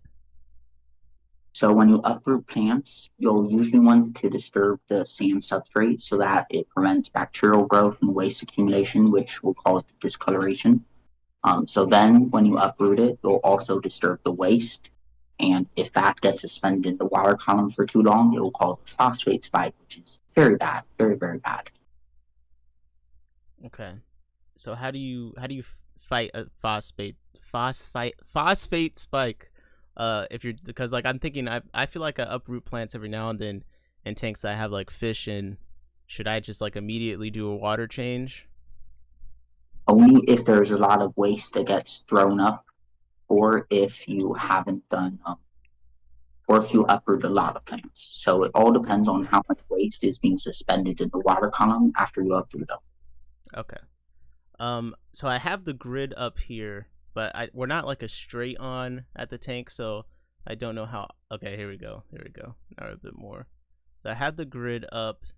This is a newly planted one, but did you plan it out the same way as the one before, or walk us through your thoughts? Yes, rule of thirds also applies to here, less so the Fibonacci spiral, but this group will be about this tall. The green group will be this tall, so in the end it will go with both of them. Okay. So it's the left-hand focal point, and then it goes around the same way. All right, and the left-hand focal point is going to be like the is that the Ludwigia and then the red plant in the front? Yep, and I'm also going to add Samodus parviflorus in the middle of like right here. Okay. What's the thought with the piece of wood? It's straight in the middle. Yeah, I'm going to move that eventually, but yeah, that's just for the gobies. If I ever when I take the photo, I will move the wood just for the photo, but it's a good place for them to graze on. All right, so that's for, you're actually caring about the fish. Okay, we like that. That's for the gobies. And then okay, I see the wood on the back. What's with the kind of the piping in the background, the filtration? How does that play into the plant care? It gives a ton of surface movement, so I can show that real quick. If you can see how much it ripples, that is the reason why. Wow. So what it does for low tech is it diffuses and stabilizes the CO2. So it will release some of the CO2 and reduce how much CO2 you can hold, but it will also stabilize it and make it drop much slower. Wow, that is a lot of agitation. That is pretty cool. So is that coming from above? That is coming from the spray bar. Okay, which is I guess that bar it's in the inside. So is it shooting air up or is it shooting water up? Water up, it's hooked into my canister filter, so the spray bar is a modification of the output. So there are little holes in the spray bar, and they create small streams across the entire top of the tank. Wow, that looks awesome. Okay, very cool. Putu asks, Thompson, I don't see any snails in your tanks. Understandable. Would you be open to adding aquatic isopods to them? Possibly, what do you think? Are there any they would actually survive? So these are pea puffers, so probably not. My other pea puffers, so probably not. My other head puffer, so probably not. Congo puffer, hairy puffer, nope. Rams, nope. And I don't think they like salt water very much. So I like them, but I don't think they'd survive. Yeah, maybe they might survive the lemon tetra tank, but yeah, Yeah, that's it. that's a lot of puffers. That's a lot. So have you always with the fish just been into puffers? Yep.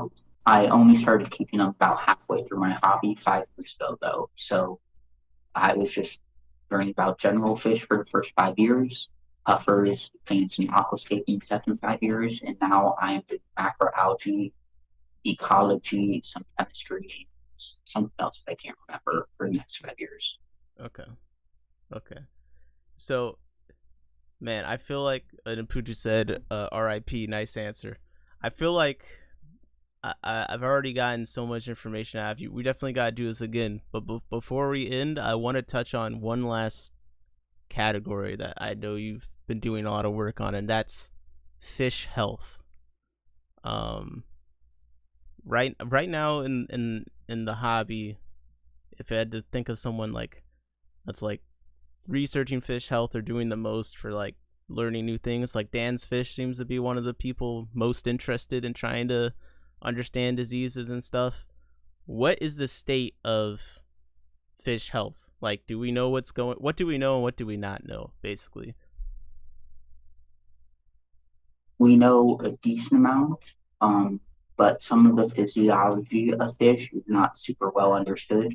Um, so it's kind of some species, like freshwater, we have some information on their physiology, but we have more on their haplines fish that transition from saltwater to freshwater, specifically for things like magnesium and ion transport.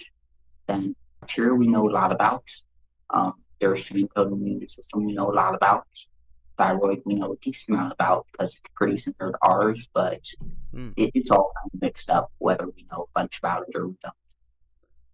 One thing when I went to the Dan's Fish talk, one thing he said is it's almost impossible to accurately diagnose a fish illness just by looking at it with your eyes. What does that statement ring true to you?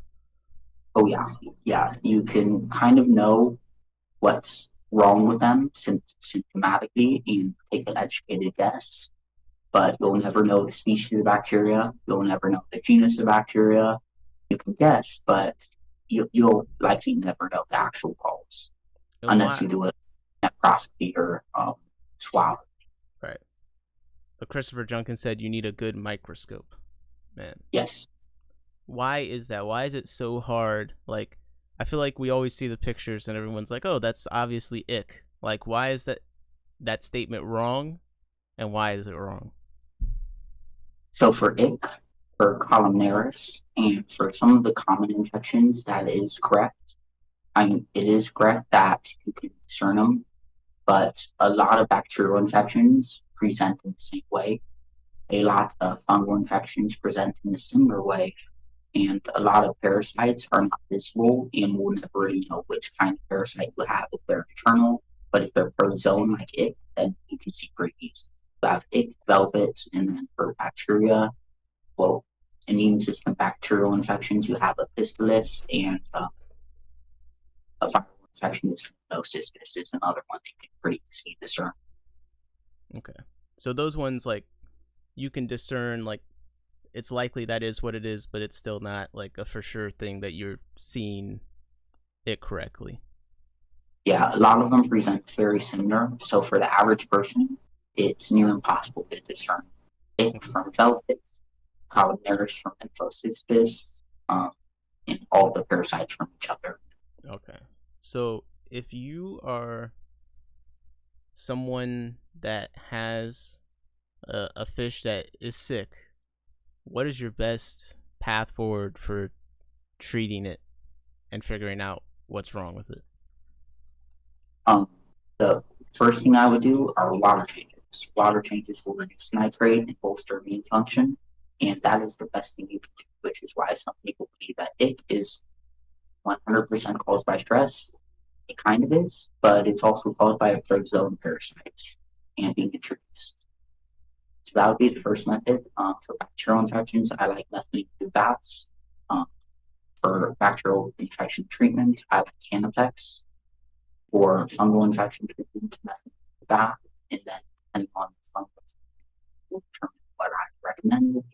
And then for parasites, I recommend either Prasibro or my preferred thing is the Famisol HCl powder. Okay. HCl is very important because the Famisol, the availability in water is heavily pH, so it won't be near as effective. Okay. So the HCl and levamisole, that means it's water soluble, basically.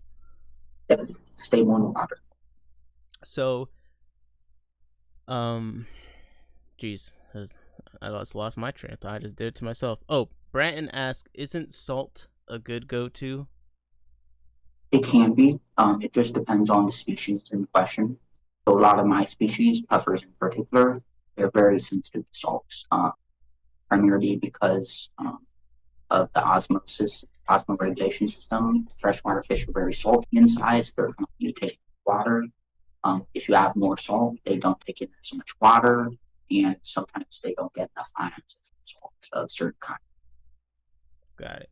So this may seem a little bit off since we're talking about the fish health, but if you're doing salt, what is the fate of the plants? Can a lot of plants stand some saltiness, or Some can, some are very sensitive. It really depends, and it's quite varied and hard to specify which one. okay? So that's not like a known quantity, like how much each plant can take salt wise. I kind of like selenium, and a lot of micronutrients. That's really up in the air right now still. Okay, okay. So selenium, what is that? Selenium's a heavy metal that is found in trace amounts that is in toast because it's highly toxic. So um, some fish likely have a requirement of slightly higher selenium, but that's something I'll be researching in the future to see if I can discern which Mm, that would be. interesting. Very interesting. Okay. What about Paragard? Do you know Paragard? Is that any good? Yep, that is good for some protozoan parasites and some internal parasites. But Okay. Prasipro would treat more internal parasites, and a ick medication would treat more protozoan parasites. Sheesh. Oh man. Okay, okay. What have I not already grilled you on? 'Cause I feel like the fish health is a whole thing. So we're definitely gonna have to talk again sometime, and I want to talk more about the fish health. We kind of done a lot of the aquascaping stuff. What Of what is course, what has kind of been on your mind recently? macroalgae. So that's what I've been researching for the last week or two. Structural anatomy I have down. Is physiology and pigments, and then I will try to extrapolate ideal spectrums for each species or group of macroalgae based on pigment analysis. Because we don't have that at all for macroalgae, but we do have some pigment analysis. So how many of what pigment they have. Okay. And how long until we get to see your macroalgae aquascape? Um, Probably 6 months to a year before it looks really good. I need to wait 4 to 6 months minimum to let it mature, with greens, and then I'll be able to add reds. Then I'll wait another 3 to 4 months or 4 to 6 months, and then I can add blue and brown algae. And then at that point, it should be very well aquascaped. But it's a very slow process. I was about to say that's super planned out. Earlier you said that the brown algae, the brown macroalgae in saltwater, I think you said were the hardest. Why is brown the hardest macroalgae to grow? So brown is the hardest macroalgae because it is usually cold water, which means that its rate of photosynthesis is a little lower and it's more prone to algae and higher temperatures that are aquariums. It also usually has a calcium exoskeleton, which puts a higher calcium in. It is also due to its pigment. So I think it starts with the pigment that they have that's brown, but it requires very high UV and very high light to just get into. You need highlight and stuff just to get brown? Oh, this is ridiculous. Yeah, that's why it's at the top of the tank. Wow. Back on the medications, Branton said, my go-tos are Metro and Canaplex. I do like Canaplex. I have not used Metro a lot, but I know it's very effective as a combination. Yeah, that does sound like a good combo. But all right, I've kept you. We've been talking for almost 2 hours, so I don't want to keep you too much longer. But if anyone has any questions for Thompson, now speak now or forever hold your peace, or go comment on his channel. But hopefully you've been enjoying the knowledge dump as much as I have. I'll definitely bring him back on as soon as possible. iKeepsFish says, y'all, this has been a wonderful talk, learning so much. Thank you. Thank you. Glad I could. Sorry, what was that? I'm glad I could inform. Yeah, no, you're informing quite a bit. I think that you had an answer to almost every question except for the geographical origin of a plant. That was the only thing I got you on. That's it. Yeah, that's why I can do the live streams now, because there's not any questions at this point. Yeah. No, that New Austin said, thank you guys. I'll replay this since I was late. Yep, feel free. This is definitely one I'll have to replay and take notes, and then I'll be ready for the next time. Because hey, I'll give myself some credit too. Like I didn't come with prepared questions. I feel like we did a good job back and forth covering a lot, but next time I'm gonna have to come prepared with with the questions, because you know too much. Sounds good to me. Sounds good. Well, all right, Thompson. Anything you want to shout out or let people know about before you hop off? I'll let you go here. Not really. I appreciate everyone stopping in. I'm glad I could teach. Awesome. Well, thank you, man. Hopefully talk again soon, and have a great rest of your evening. Thank you. I hope so as well, and I hope you all have a good one as well. Awesome. See you later, Thompson. See you later. Sheesh, guys, was that not great or what? That was everything I dreamed, pretty much. I've been wanting to talk to Thompson for a while, so I feel like I need to take a breath. Like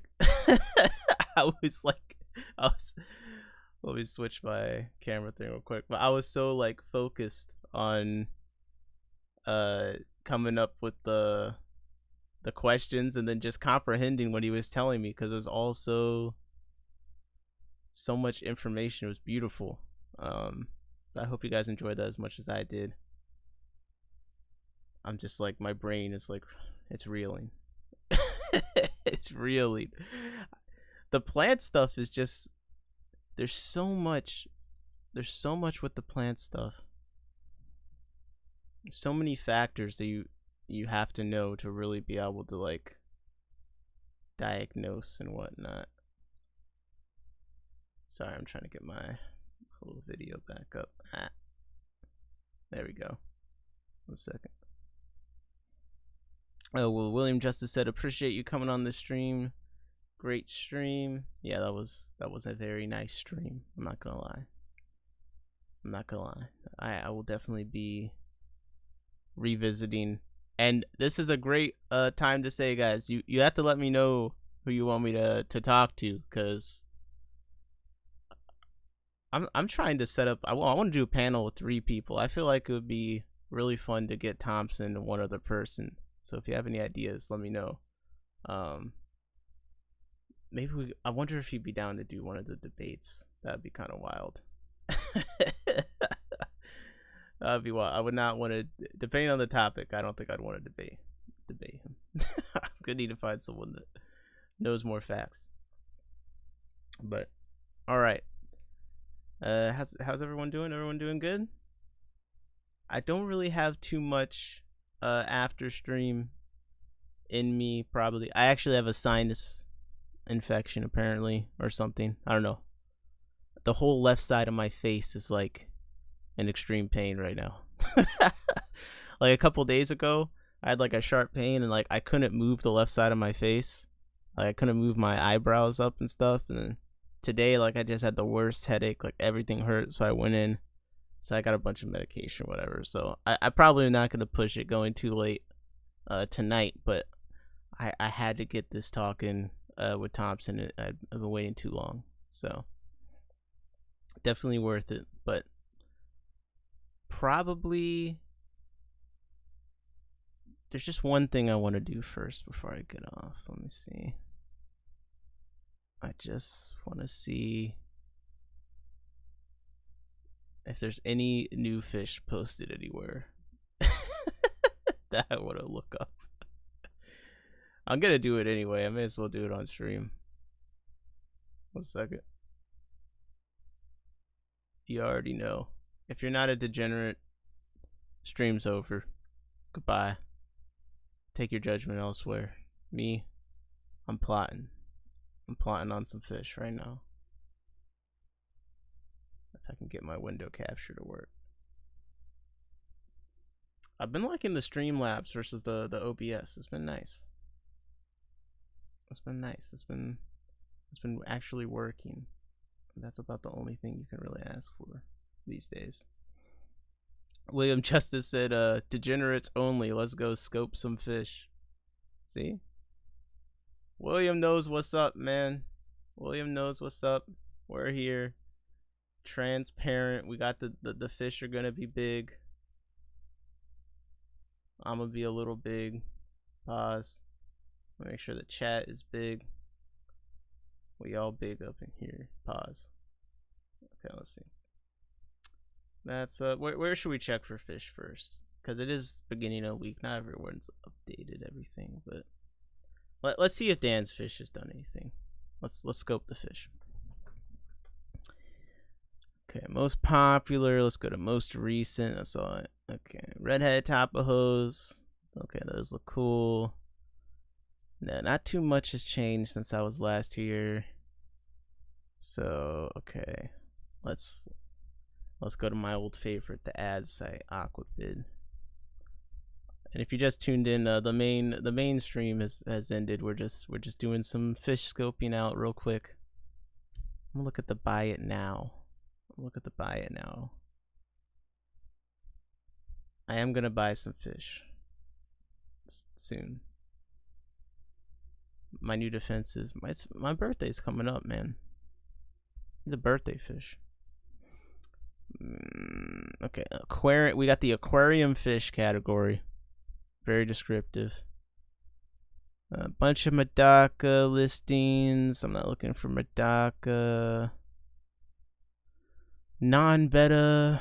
Okay, none of those are in the US. Oh my god, we got this female Scarlet Baddest guy again. He's already sold one of these listings. 4 females for $150. That's disgusting. I need to list my females ASAP. I should just list them as an auction, and then whatever happens is not my fault.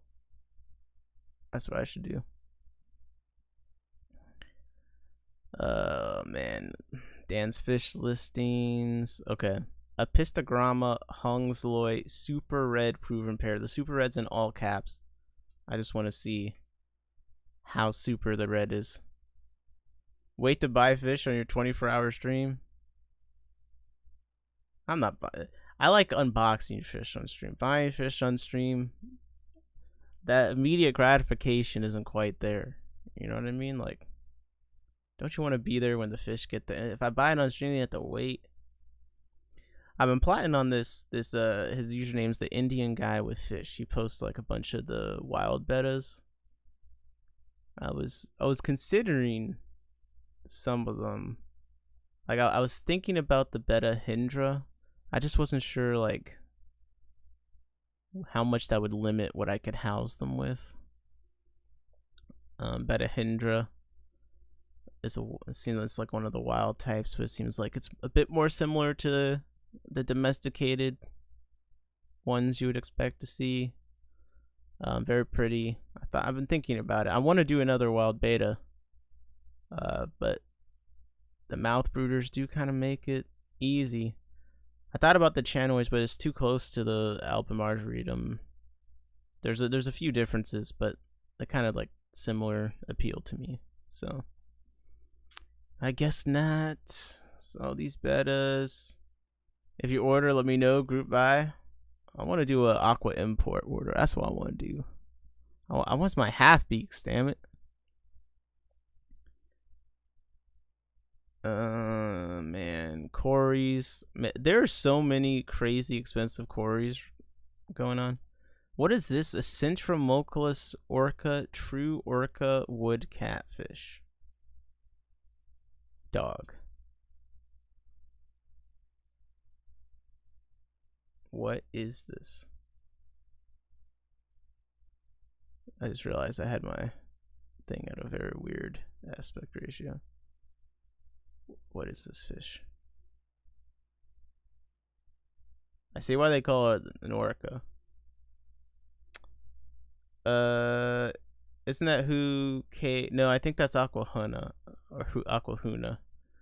Someone in the Discord, they ordered, I forget what fish it was. It was like a Chile Rasbora type situation. I don't know.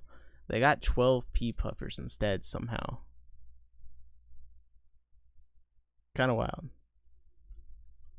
What is this wood fish? This $500 for 12 of these.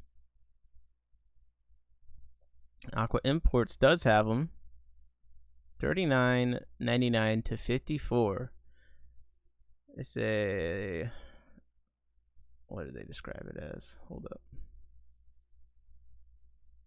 I'll move myself down some. It says a beautifully patterned dwarf woodcat. What is a woodcat? What's the definition of a woodcat? So, like, I just want to know if that's a real category. AI says that a woodcat is known as a driftwood cat or a driftwood catfish or a group of catfish known for their preference for hiding among driftwood and submerged wood. Wow, that's it.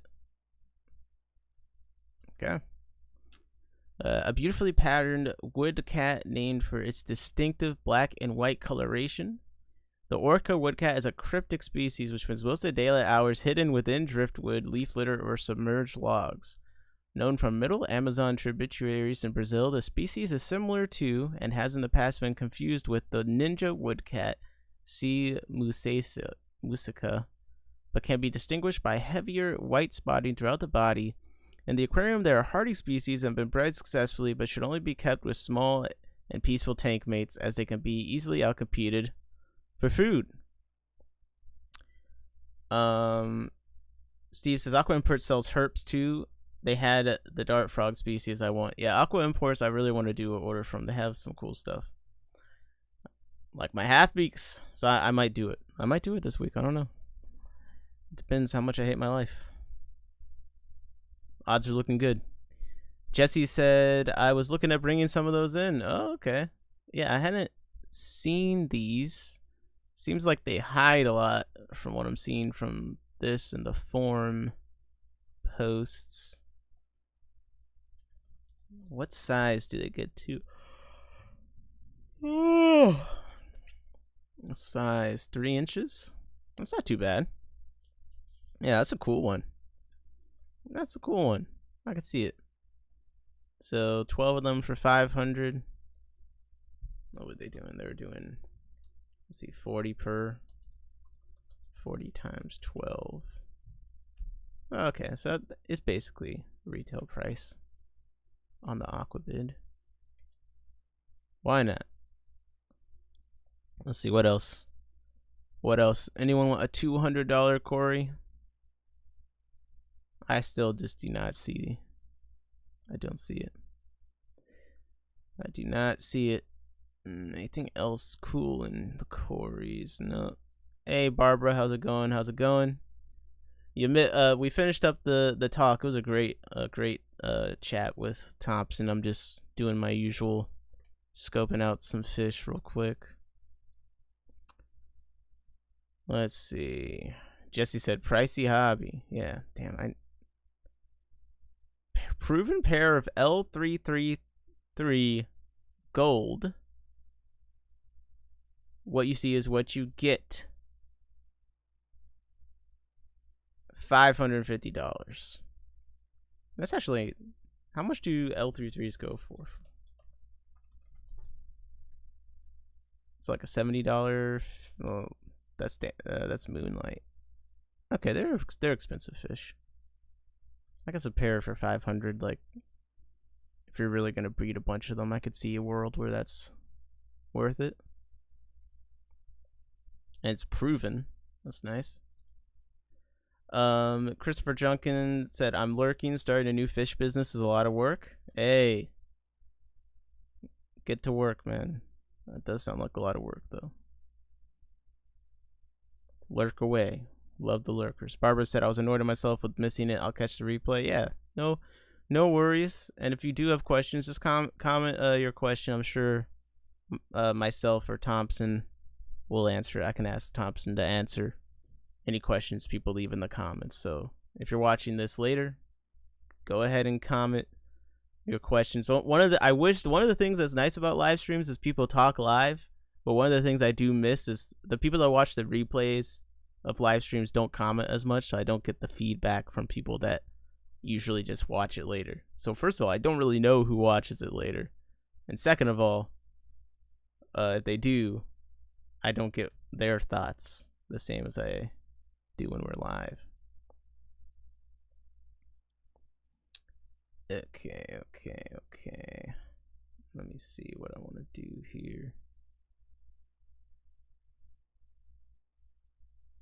Central American cichlids. I'm not really interested in any of those. South American cichlids. A lot of 6 red Tapajos juveniles. You have my attention.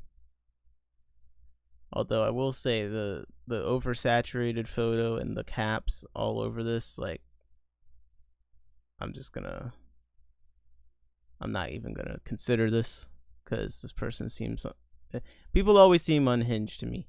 That's definitely a factor when I'm buying fish on Aquabid. Like, if the person seems like there's too much all caps and stuff, like, I'm just seeing big words. Please note, please contact me before clicking buy now. Like, all right, this is a lot. I'm good. I don't want to deal with that. I don't want to deal with that. I mean, I get it. I definitely get it, but rack construction has begun, Christopher says, and tanks will be delivered Friday and Monday. We're getting close to announcing everything. Ooh, that's exciting. Look at you go. What is does the business have a focus? Is it retail, breeding? What's going on? I didn't realize you're going all in. We got 5 rare Turkana jewel cichlids. They're so rare. 5 of them are $40. I guarantee at least 1 pair and even 2 pairs of the 5 fish. 25 for 2 day. Okay. I mean, that doesn't seem bad to me. Those look like a nice fish. Oh, this person's in PA. I might have to hit them up. Where are those from? That might help me complete a class. I'm just saying. I might need some land. It'd be cool to do one of the riverine shell dwellers. Jesse said I'm not coming with. Bro, why not? Why do you hate me so much? My life is so sad. Okay, we got Lamprogris ocellatus canina, group of 450. Victoria cichlids. Oh, West African. All right, now we're talking. Excuse me. I think Aaron has some of these. The Pseudocrinolabris. Pretty cool. They're a mouth brooder, I believe. I've thought about it, but if I'm doing West Africans, it's gonna be a chromis. I'm sorry. I'm all about the chrome. This is Mad Max, but fish. Okay. Oh look, this guy. Oh yeah, I know. This is where Aaron got his fish from him. And it's funny, he also has Drachenfelsi, which I also have F1s of. So that's kind of funny. We must shop in the same place. Christopher said, looking forward to hearing more. Oh, Barbara said, Christopher, looking forward to hearing more. And Steve said, I need a stock list too. Yeah, come on. For real, Christopher, I hope it all works out. Definitely. We're here. We're here for the whole thing. I'm ready for your site where I can do this. I can go and scope out fish on your site. I'm always looking for new sites to go through. Okay, it's Fancy Fins. I feel like I know who its Fancy Fins are. I feel like I've seen that sticker or something somewhere, and I'm like blanking. That's the funny thing. Aquabids sometimes, like, if you go to enough club stuff or just events in general, maybe you actually know the person, but you just don't know them from their username. All right, we have guppies. Unless someone can name a guppy that's on Aquabid right now worth looking at, I'm skipping. Okay, invertebrates. Skip all the bamboo shrimp listings. Sorry, the dance fish listings. That's what I meant to say. One of them was bamboo shrimp. So we got crayfish. I don't want to get my house raided. Who knows? All Neos. We got 150 scuds for $30. If you want to send them to your worst enemy. Got the Caradinas. Alright, okay, killifish. We got chocolate astrals. That's kind of fun. This guy, I've gotten fish from him because I needed the red dot to continue my line, but bro, can you post some photos, please? He's killing me. He lists so many killifish that would be cool. And no photos. Okay, we have nicer, rarer Northobranchius retrovi Biera 98. Barbara said, I'm sure they're really dwarf lobsters. These are some cool annuals. Pretty cool, pretty cool. Okay, we got a photo. No, we don't got a photo. I mean, like what? I can't with these people, man. I just can't. Okay, looking at the wild libers. I need those left-sided libers. I forget the Latin name, but we looked at them the last master breeder stream. I need them. Rainbow fish. What do we got? 10 sunset rainbow. $99. Okay. Rainbow fish, they're really an acquired taste. I'm not gonna lie. Okay, roseline.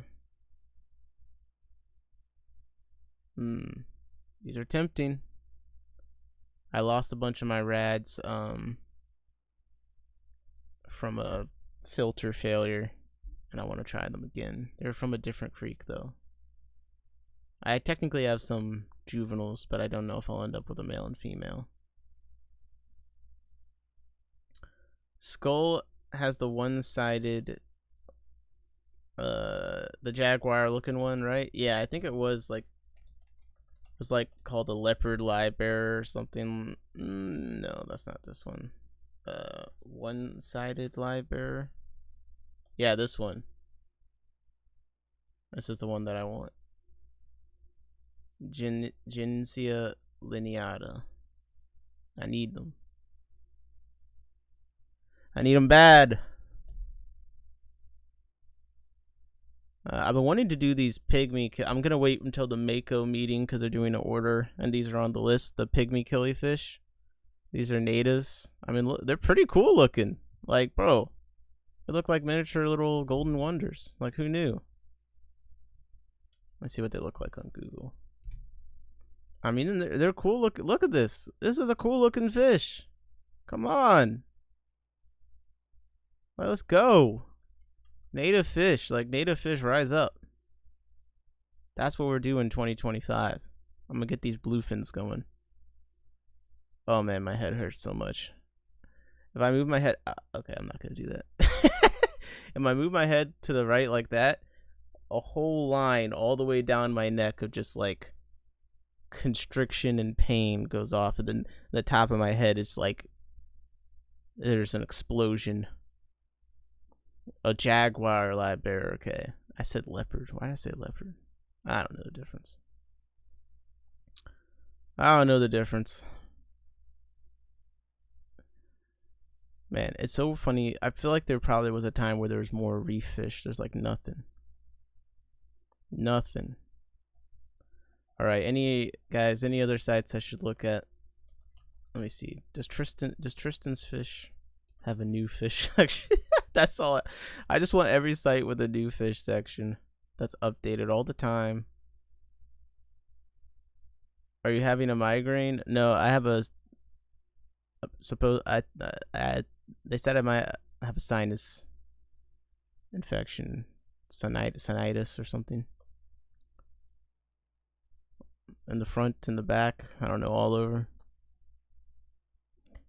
My neck, my back. Sinus infections, whack. Okay, let's see. What else? What else? What have I checked out? Wet Spot. They're new fish. They have a new fish and they have a new sales list. So now we have double the things to check.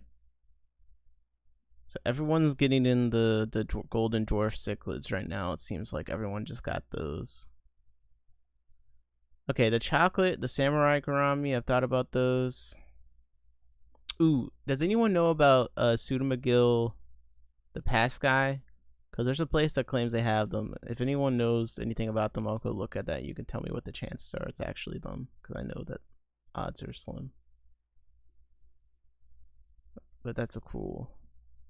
I need to complete anabantoids, so any cool looking gourami, I'm like, might have to do it. Might have to do it. Wait, this is the new sales list. Is the new sales list and a new fish list the same thing? Or did I just get them confused?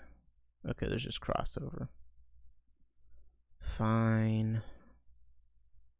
Let's do Imperial Tropicals. I don't check them all the time. Weekly sales.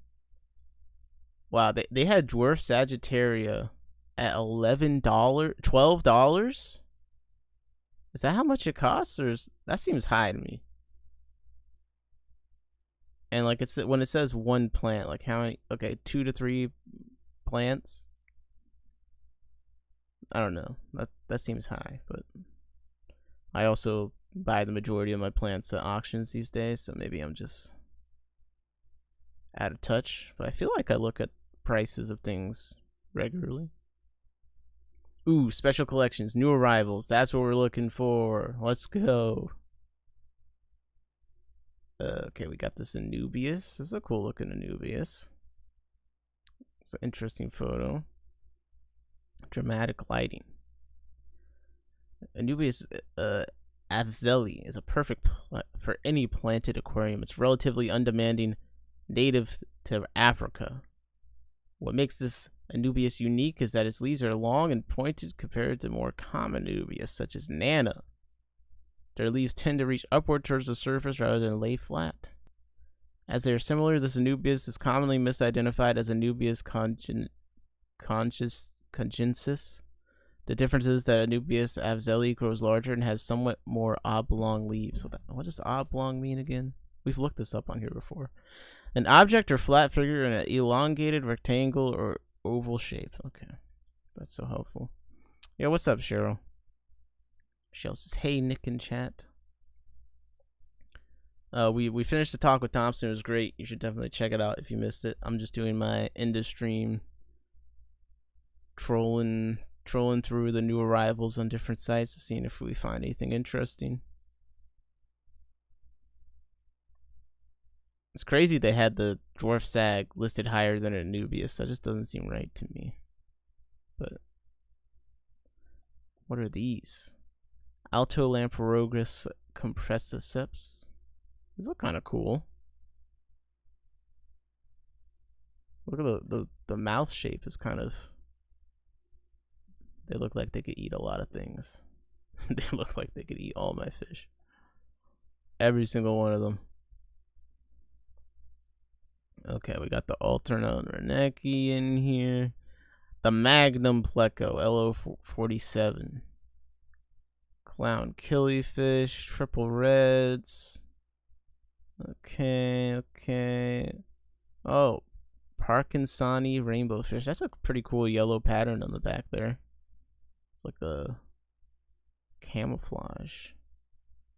Any killifish? They actually have, I think, oh, they sold out! Oh my god, they had them when we looked on stream. They sold out. I need these. I need the left-sided live bearers, bro. No.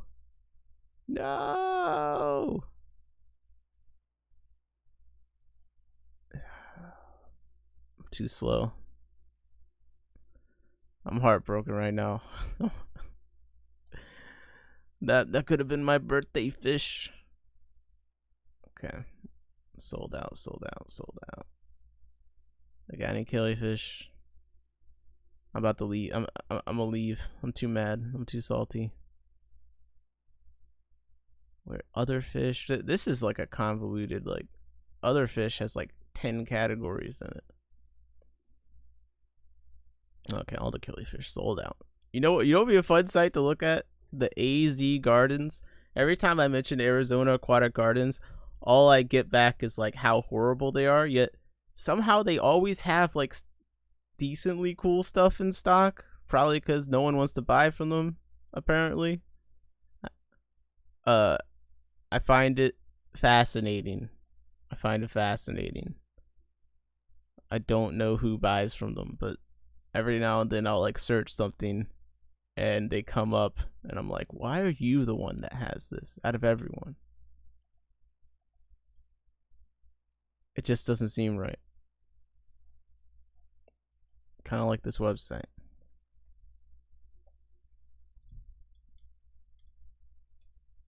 Let's see, Cribensis. It's interesting they're calling the cribs the purple dwarf cichlid. Like the branding is going crazy on the cribs these days. You got Dan's Fish selling blue Cribensis pairs for like $100. Like you just add like a color to any fish. That's what I gotta start doing. What's even funnier, I'm trying to think of a specific example, but sometimes a fish will technically have that color, but it's like a speck of that color. Jesse said, every fish I ever gotten was sick from there, never again. Yeah, all I hear about this site is like they basically send you dead fish. Or fish that will be dead very soon. And she's the back of my younger days. Look, you gotta give me other stuff. Like, I'm just like curious what all the sites have in stock. I gotta give them a chance. Look, they have Hasbrosis. Look at that. Yeah. Yeah, come on. Look, the stir buys are on sale. Everything's on sale. What the? Violet smudge spot Cory catfish. I guess, like, we need to have a convention on naming fish. Like, no one person should be having this responsibility. It's being misused. It's being misused across the board. Steve said, yo, I got those electric super black and blue Gilberti for $275 a pair on sale for $250. Yo, I'm sending my credit card information right now. Right now. Hold those for me, Steve. Hold those. I got all the hundreds of dollars coming. They're electric, super blue and black. Are you sure? Wait, how do you tell if they're super? What is it? Their fin is 2 centimeters shorter. Like, I don't take Afterpay. Nick, I'll have to send you a video of all the angels from the weekend. All you people want to do is show me all the cool stuff you have, and you don't want to share. Oh yes, I just got 150 tanks. Ooh, look at my Ultims. Look at me, I have it all. Yeah, I can't find these left-sided libraries. I can't find them anywhere. I should have bought them when Tropical had them. Damn. Oh my gosh. Okay. What? Let's just Google buy fish. Look at me. I have a chair. Keep your chair. Steve said I'm a little jealous of those Ultims.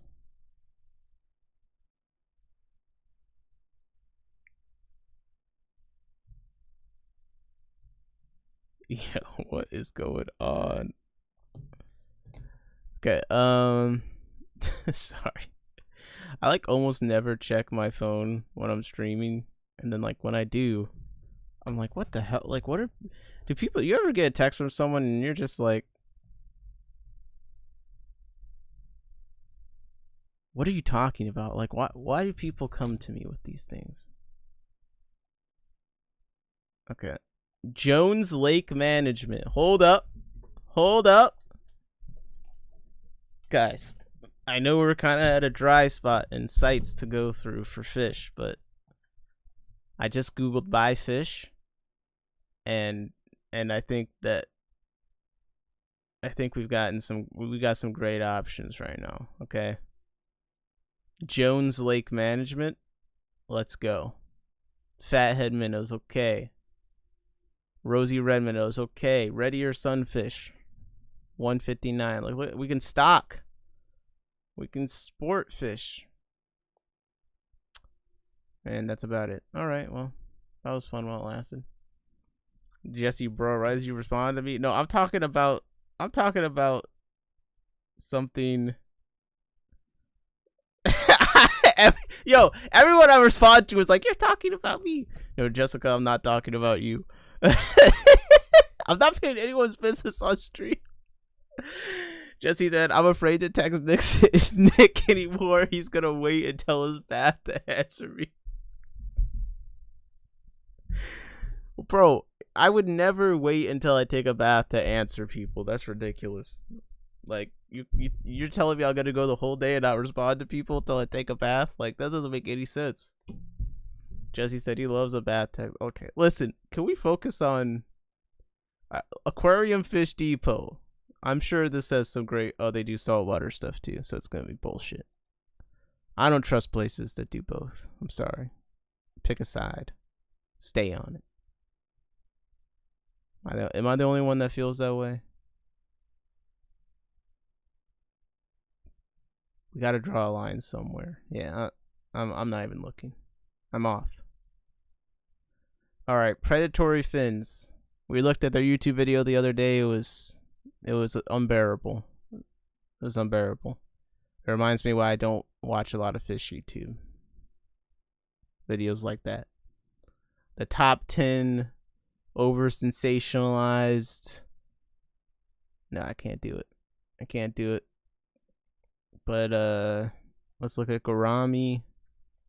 Let's look at pike, rainbow fish, tetra. Do we have a crustacean? Okay, cory. Oh, blowout sail. And then do we have like betas? Wild betas anywhere? No? All right, let's look at that. Okay. Oh, these gouramis are hideous. Moving on. Pike cichlid. Okay, some of these are pretty crazy looking. No, not you. I want the red one. Wait, I'm getting very different. Like, this is the first picture. This is the second picture. Is this the same fish? Someone tell me. Because it doesn't look like the same fish to me. Unless I'm, like, totally nuts. This seems very wrong. Oh, this is a blowout sale. $65 from oh, it's sold out. Okay, rainbow rainbow fish. Tetras, blue-eyed golden conga. I want to breed these. I feel confident. If I get more of these just from my Congo Infernal Tetra experience, I think if I buy these, I can breed them. So I might have to do it. If anyone knows a good place to buy them from, I might. William says maybe the red is spawning colors. Maybe it was. I don't know. The shape of the body shape looked a lot different to me, but ooh, this is cherry red Congo Tetra. Oh, this is a good one. Jesse, what are you putting your hand up for? Tell me when I can come in and visit then. Bro, I need something to make me happy. I gotta buy some fish. You're talking about you got all these fish? You got all that fish. And you ain't gonna give me any?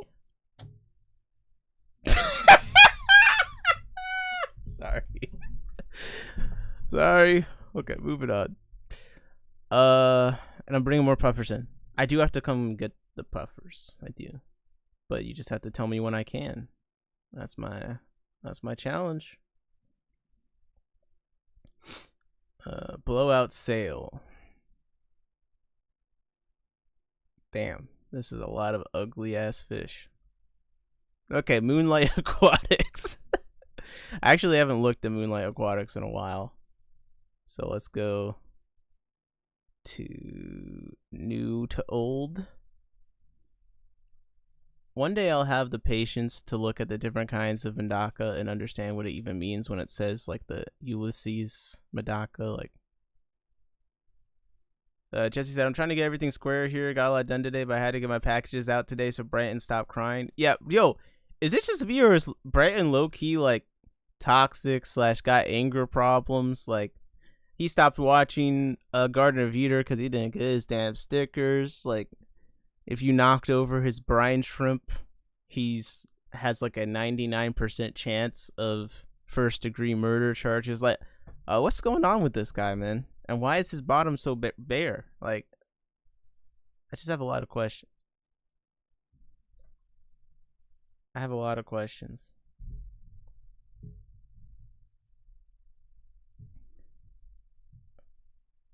There's like a thumping and like ringing sound in my left ear. Like it's like the pain, but then it's like a rapid boom boom boom boom and that's how I keep getting distracted. Shadow Panda carrot. Ooh, we should look at Garden of Eden. Yeah. Okay. Kind of looks like a crystal black. I don't know. I'm not gonna spend a bunch on some Caradina shrimp. He doesn't even got bare bottom tanks. He says he has no. Yes, I have a sinus infection. I said that already. I do. Ocean blue Neo shrimp. I was gonna buy them from Branton, but you know, all things considered, maybe I should do it from a reputable source, like Mr. Moonlight. Damn, people selling. Yo, I gotta grow. I'm growing. Some of the red bristlenose are getting bigger. Like, how do I get people to buy them for $25? This is. Maybe I'll be able to actually buy some fish then. If I can sell some fish. I can buy more fish. That's kind of like my thought process. Wow, you can buy sexed Ivanacara for $35. That's not bad. Out of males though, but a young female for 35 is not bad. It's nice that they're sexed. Sexed baby. Dun dun dun dun dun dun. Dun dun dun dun dun dun. Oh, the past guy. Did anyone say they knew about the Pseudomugil past guy? Anyone? Okay, I looked at Aquahuna too recently. Okay, I can't do this. Let's say buy Pseudomugil past guy. Google will get it. It's close enough. Okay. So Aqua Imports, for some reason, is claiming they have Pseudomugil CF past guy. Red neon rainbow. Now, they look similar to Luminatus, and they're also called red neon rainbows, I think.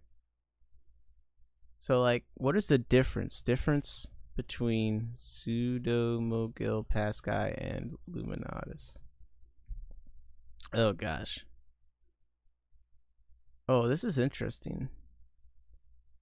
Because the past guy, if I could see the difference between them, that'd be nice. Do the past guys not have like the blue eyes as much? Maybe? I don't know. This does look weird. What's everyone's favorite brine shrimp egg supplier? Wasabi P says the fridge. Are you for real, dog? Are you for real? And yeah, you're gonna start a war with the brine shrimp war. I'm on team other live food now. That's what. But yeah, I just want to know the odds that these are actual past guys. It just seems unlikely. It really does. Okay, buy aquarium fish. Jesse says still no baby brine shrimp here. Yeah, I think it's crazy you don't do baby brine shrimp, but I guess goes to show you there's the right way to do it, and then there's the Jesse way to do. No, I'm joking. Oh, the iFish store. That's got to be good. iFish, come on. Oh, Flip Aquatics. I didn't even think about that. I feel like they're washed. Online, freshwateraquatica.org, thefishroom.net.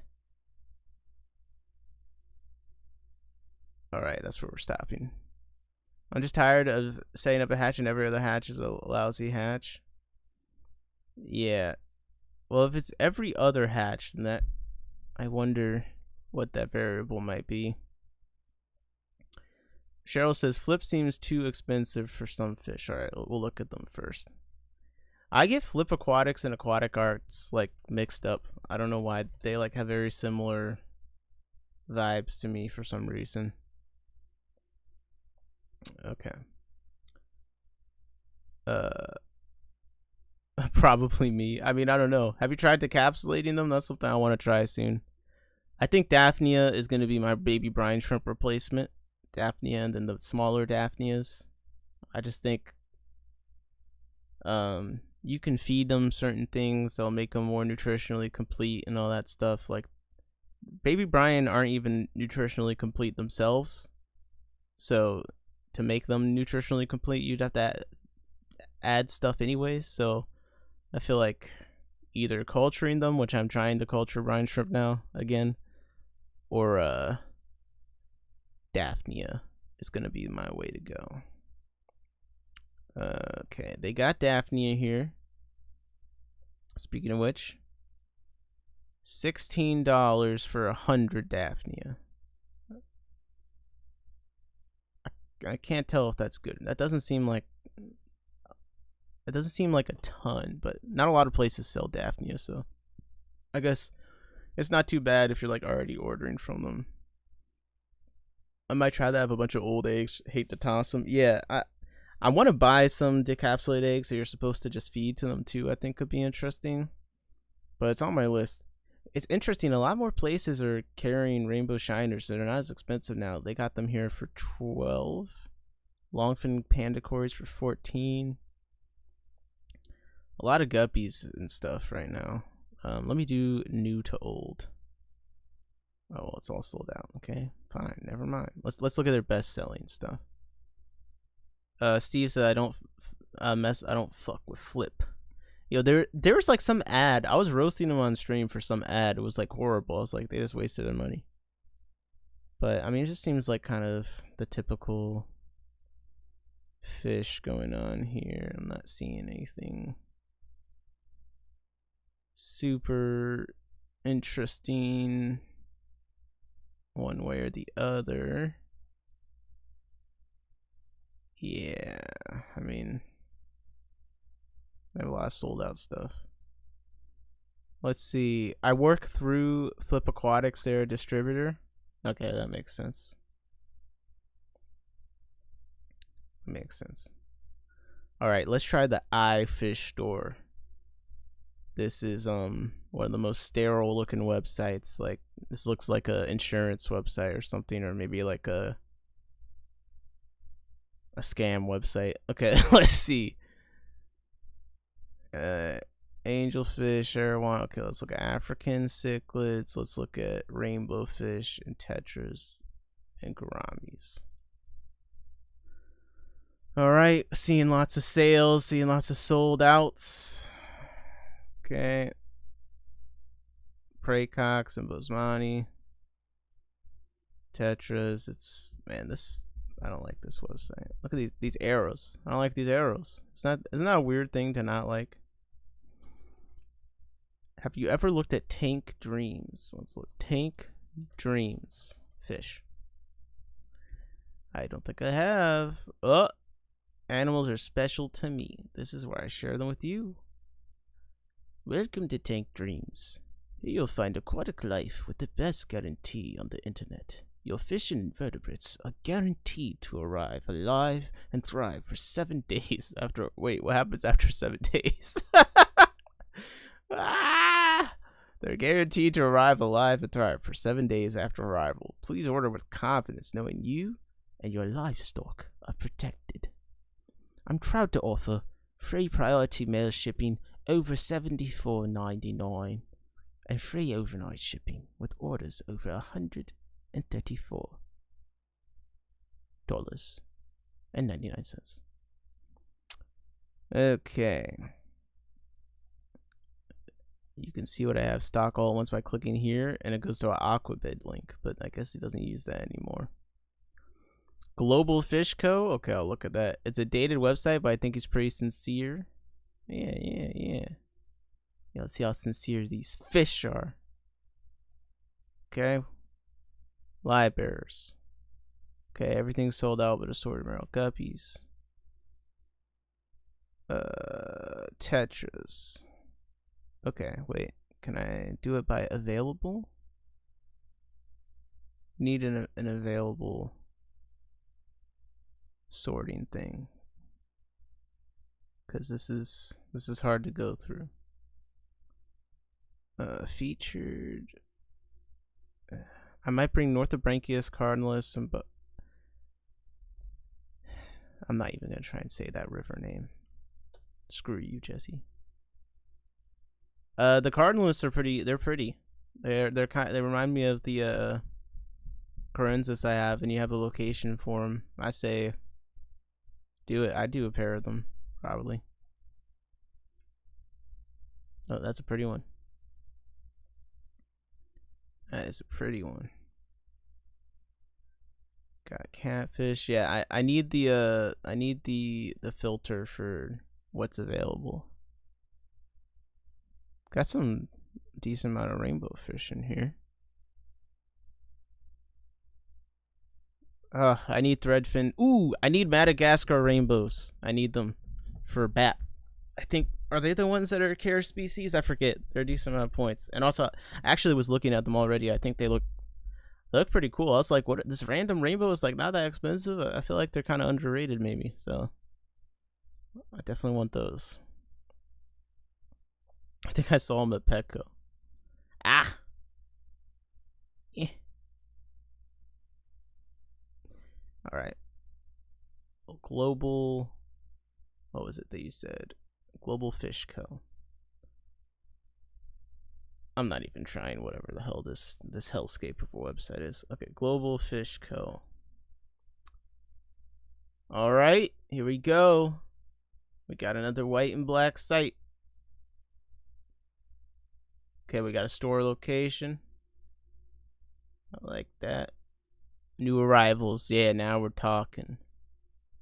Large Geophagus berlinensis 99. Got some XL, got some XLs. Okay, we got some big fish. Ah, the Arapaima.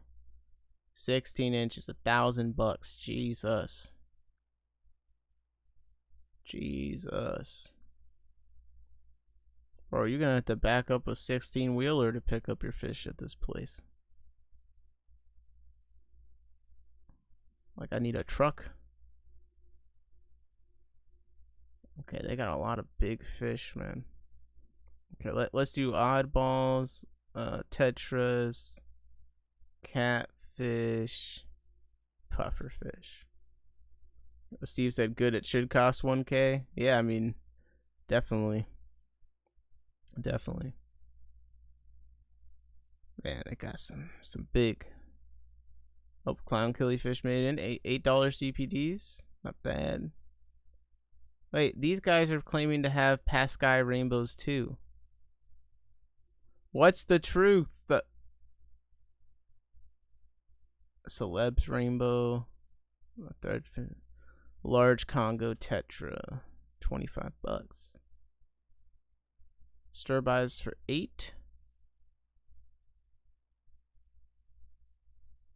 Stir by, like, their pectoral, like, is not that orange in this photo. Like, I would expect it to be orange. Or pesky brackish? Possibly. Possibly. I don't recall.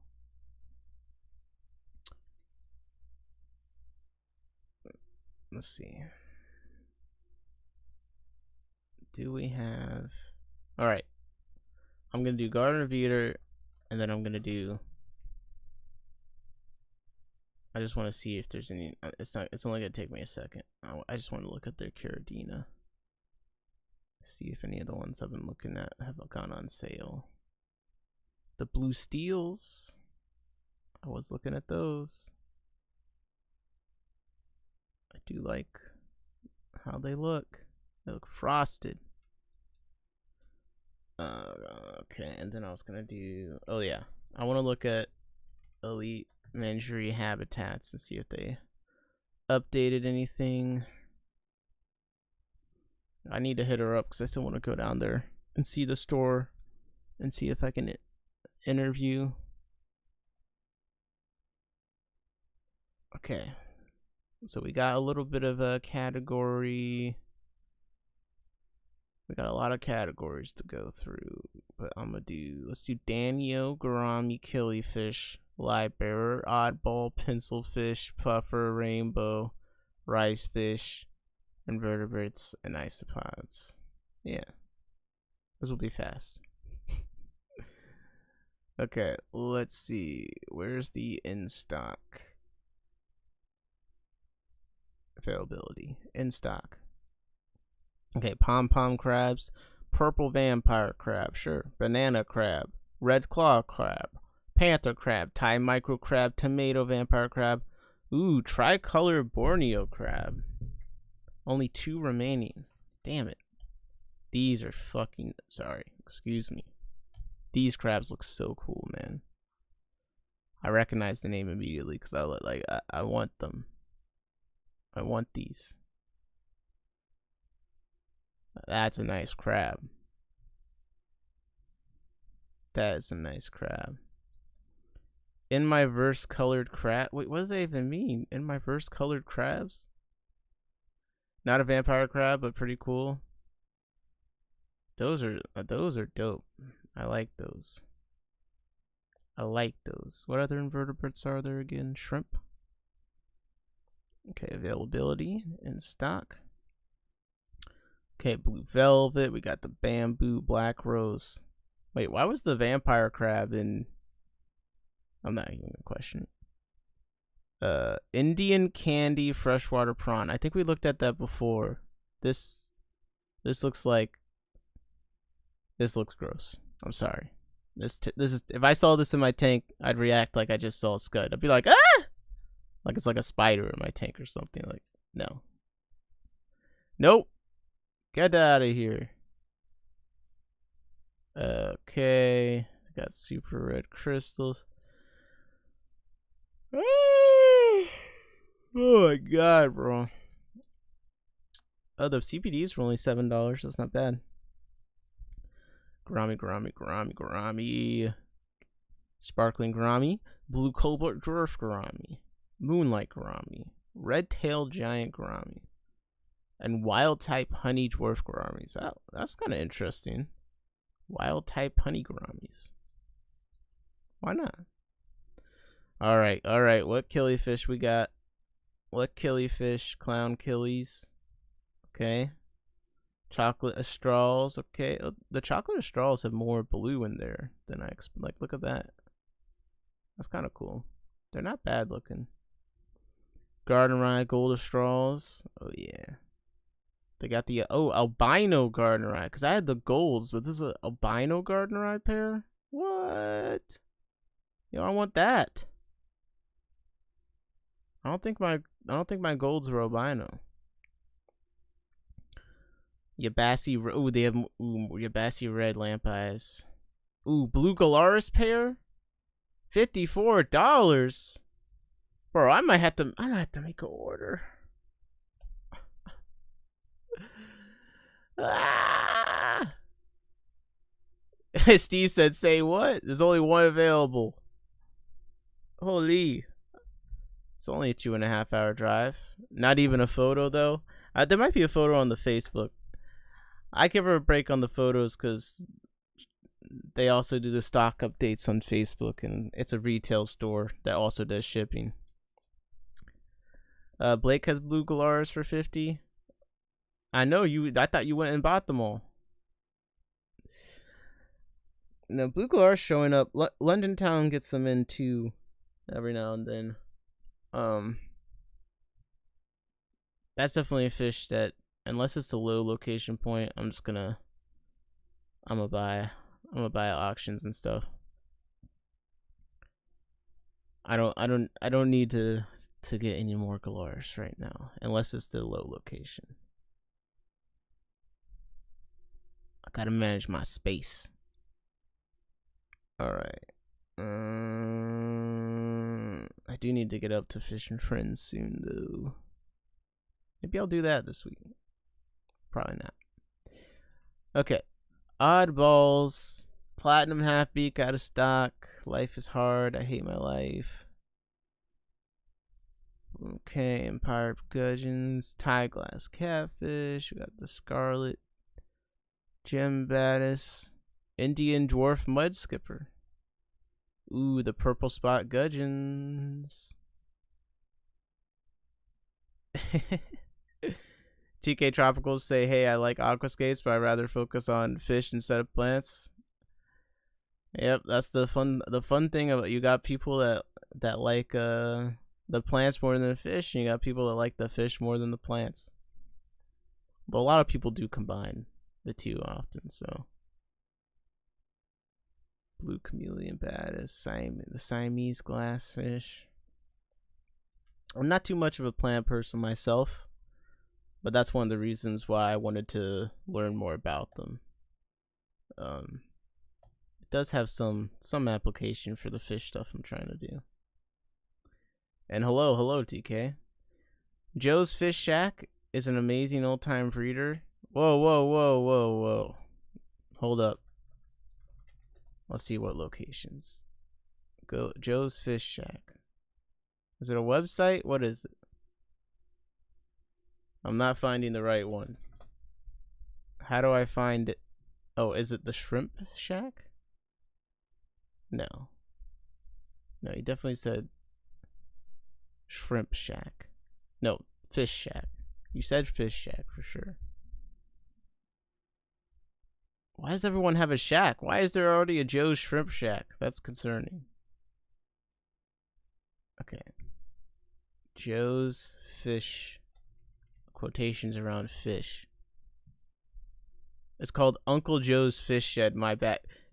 Yo, how could you how could you mix up a fish shed with a fish shack? Come on. I feel like those are very different names. Come on, man. None of the correct words, my guy. Sorry, man. I'm a failure at life. I thought you were starting a fish business. Now you're over here calling this upstanding fish shed man's name a shack. You just said his shed is a shack. That's crazy. Where can I find the stocking list? I don't understand band at all. So like every time I see band, I just want to run away immediately. All right, check out availability on Joe. I have to go on Facebook.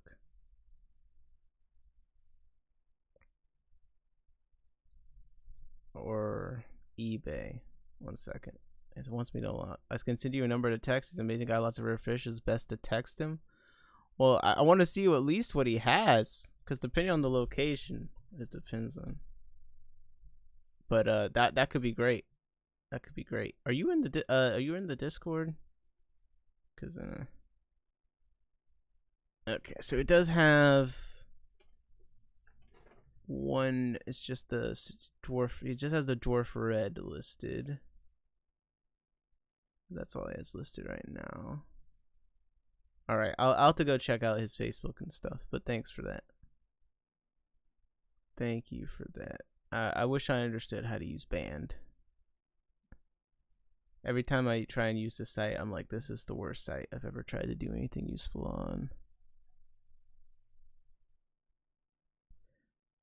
Okay. Let me finish out my elite, and I'll follow up on that. We got some pencil fish. I like these. Oh, these corals look really nice. Wow. Okay. Let's see what puffers we got. Fahaka, 5 to 6 inch. Congo, peas, and avocados. Alright, and the Congo puffers are 170.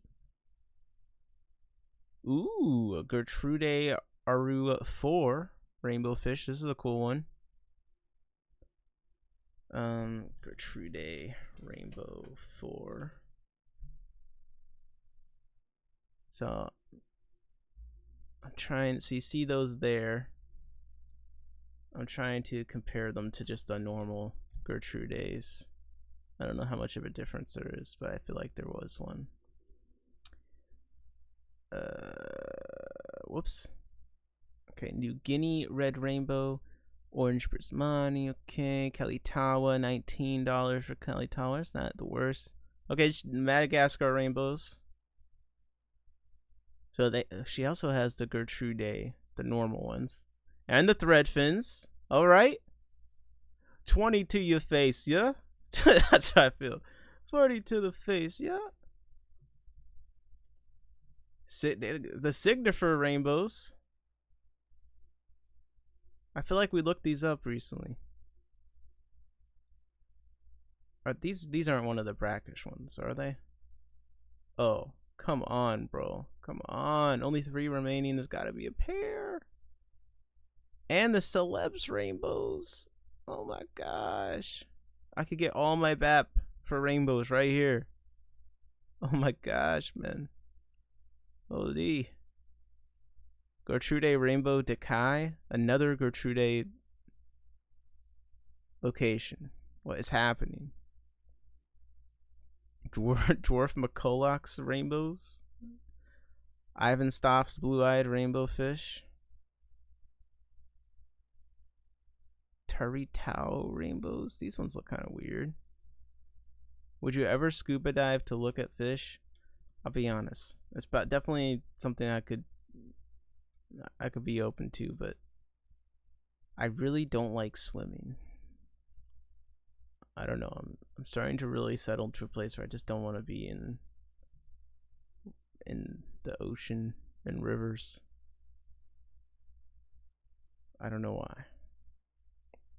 Yo, these rainbows, I don't know why I like them so much. Like these when they look more yellow like that, I'm into it. The Skull Creek rainbow. I mean, this photo looks. I just like the lines. Come on, they got the aquascape like he was saying earlier with like the contrast. They got the yellow, they got the black lines. So you could put it against the green and reds.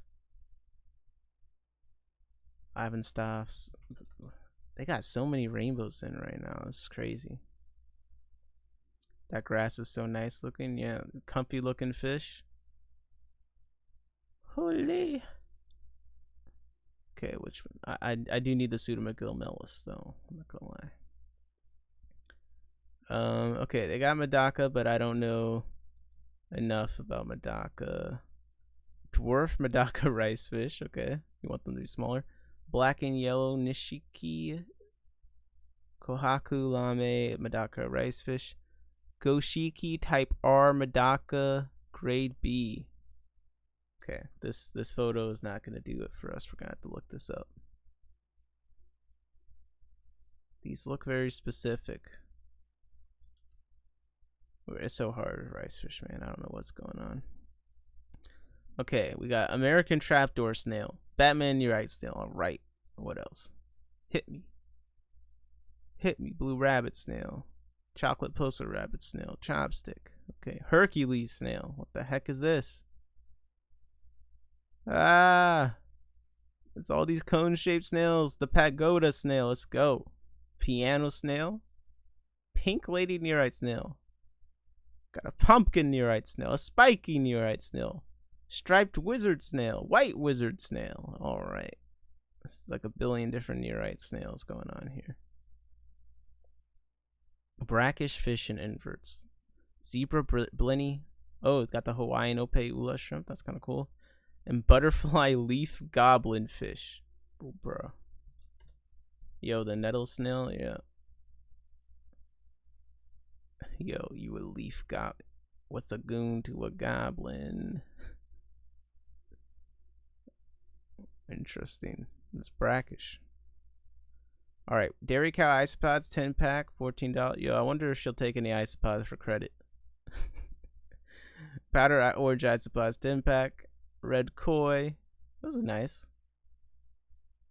Zebras. Rubber Duckies. Orange Vigor. Don't got pictures. Oh, had freshwater isopods Lurceris SP 10 pack at one point. Very curious about that. Sold out as they should be. Everyone wants to get in. The isopod agenda, man. Alright, did I miss any categories? Okay, we'll look at Corey's. Let's look at Discus. Why not? Let's try something new. I forget if I looked at library. We'll check out the Loaches, Minnows, check out the Plecos, Rasboras, the Tetras, the Eels, the Barbs. So we'll check out everything. Nick, I need some tier. Oh, you need terrestrial isopods too? Like any terrestrial isopods? What ones? Oh, you do, because you do the reptile stuff. Yeah. All right. I got a lot of Porcelio Scaber lava and I got infinite dairy cows, and then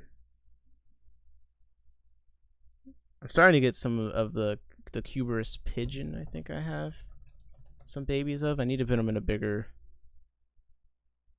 I don't think they're the blue. Are they the blue? I don't know. I gotta go check. But yeah. And then Porcelio, Scaber, Lava, and then the Gesturide, they have not taken off for me. But yeah. The Lavas. I got a good amount of those. And now I have Mule Worms. I gotta show you guys the mealworm container soon. I'm waiting for it to really hit like peak mealwormness. They're so big, bro. They're like this big. It's crazy. And then the beetles are everywhere. How are the beetles smaller than the worms? Like the worms turn into the beetles, and the beetles are significantly like smaller than. I don't get it. Steve says he has powdered orange. When our powers combine. I need to buy some more isopods. I gotta make more isopod enclosures. I haven't found the right aquarium that I want to make into terrarium in mass, because I want them to be in glass things I can see through all the way. I don't like the shoebox thing. I want to be able to see them. I buy some of each from you. All right. Done. Done, done, done. I got you. Pygmies, pandas. $5 for the pygmies, not bad. Flagtail panda Cory, that's interesting. Paratocinclus carensis. Excuse me. It's good. C123 Peru yellow Corydoras. What do those look like? Oh, I like that. I like this a lot. I like that more than that damn $300 Cory that people are trying to sell. Okay. Man. See, places like this is like then when you go, all the cool stuff sold out. That's the problem. Okay. I forget if I looked at the live bears already. Yeah, I've been thinking, because I had a bunch of those orange springtails, and someone was talking to me about selling shrimp at reptile conventions, and I was like, oh, you know what, I should probably like make a bunch of orange springtails again, because these you could sell them at the reptile conventions for way more than whatever I'm selling them anywhere else at. And then I should do the Tierra red springtails again, but I kind of let my orange springtail cultures fall off, so I'm making a bunch. But like there was a point where I did kind of have like thousands of them, and I was feeding them every day. I just started colonies of Panda King, Glacier, Clogy Clone, and Jester. Yeah, the Jester I lost some. I don't know how many I have. They just haven't gotten going for me yet. They were pregnant or gravid or whatever, and I thought I saw them having babies, but then I don't know if they're just, yeah, I don't know. I'm gonna try putting them in a bigger thing. What fish are you looking for? It's like you don't pay attention to anything I say, man. I'm looking all day. I'm just looking. I got a wandering eye. The knife live bearer, XL breeder size. What is the knife live bearer?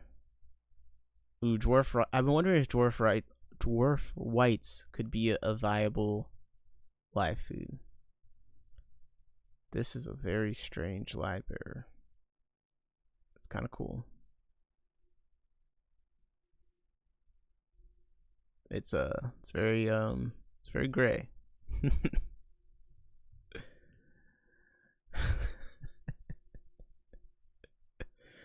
Okay, let's go look at the loaches.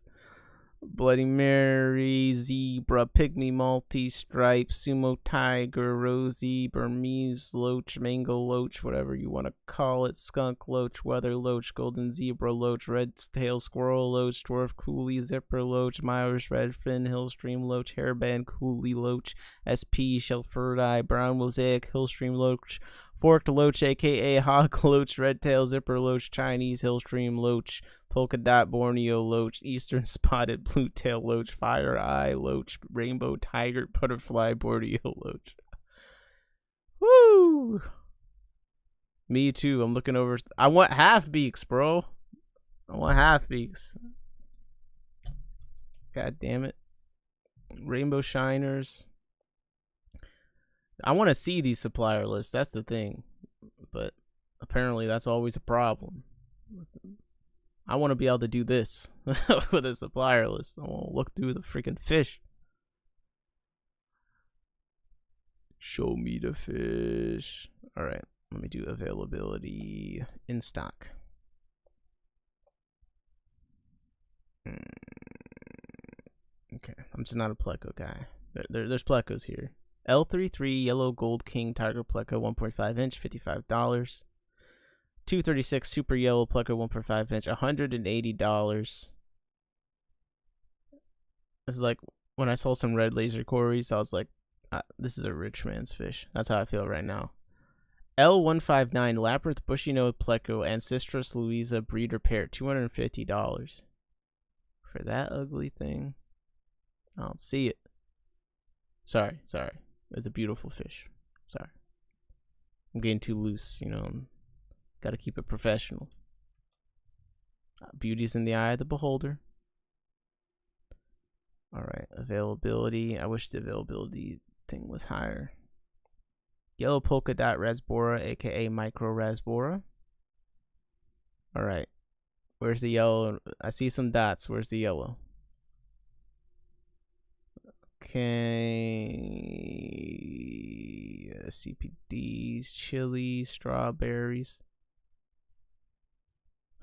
Well, I checked in stock, but it's showing out of stock item. Asian rummy nose. To our scissor tail.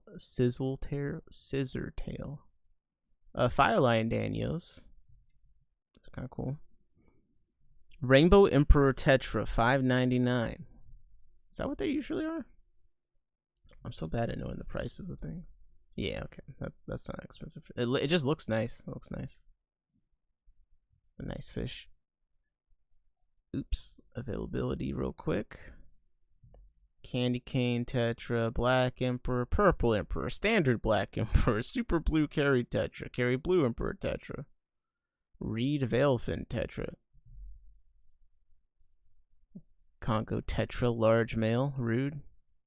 That's how I felt when they weighed me at the doctor's office. Bleeding blue tetra, Tucano tetra, platinum white neon tetra. Okay. Wow. I mean, there's something to that. I don't know if it's necessarily for me, but ooh, Adonis tetra. I want to see these in person. I've looked at these before. Check this out. Isn't that kind of cool? I feel like that's kind of cool. And I think it's a West African fish. Let me see. Yep. See it, West Africa. Yeah, and Ghana. That's why I was looking at it before. Yeah, Adonis tetra. I want to see those. Splash tetra. I need some of the cool splash tetras so I can flex on Aaron. He was like, I got splash tetras, but they're not the pretty ones. I want the pretty ones. I should have gone through Aquatic Clarity because he has some of the coolest stuff usually, but I'll save it. I remember Dan's Fish got super excited when we saw these mature Rainbow Emperor tetras when we did that fish room thing. They were really cool, but he nerded out. Yeah, that looks like they would be very pretty. When you are bringing in fish and you don't always see them like grown out, like I can imagine, it's pretty cool to actually see them like reach their full potential. Wild type beta Forces Ninja. Huh. It's very brown, which is better than being gray. So it's got one up. In my tanks, unfiltered. Yeah. Just give me a sinus infection. Let's look at the goldfish. Do they have any in stock? Let's see. Oranda. Calico fantail gold. Yo, even through the pixels, this goldfish is screaming, kill me. I think that's why I don't like goldfish. Like, when I look at them, so many of them are like, just end my life. Stop the pain. Like, maybe the goldfish are just too relatable for me. Okay, let's see. Calico fantail gold. Yeah. I don't know. Like, this doesn't look like something that should exist to me. Help! Help! That's what I hear. Oh, this is bad. This is bad, bro. This isn't a real fish, is it? Is it a toy? This is a real fish? Oh my god. Yeah, bro. This is just... What in the Finding Nemo? Oh, I'm out. I'm out. Okay, we're doing aquatic clarity. I'm sorry. I got a palate cleanse. We'll just do like 2 seconds. Steve said, I never understand the goldfish thing. Each their own, but I don't get it. Yeah, I don't get it, man. I do not get it. I'm trying to figure out which, if I ever got another location of Pelvicochromis. Which one? I think I've definitely looked at the Moliwe.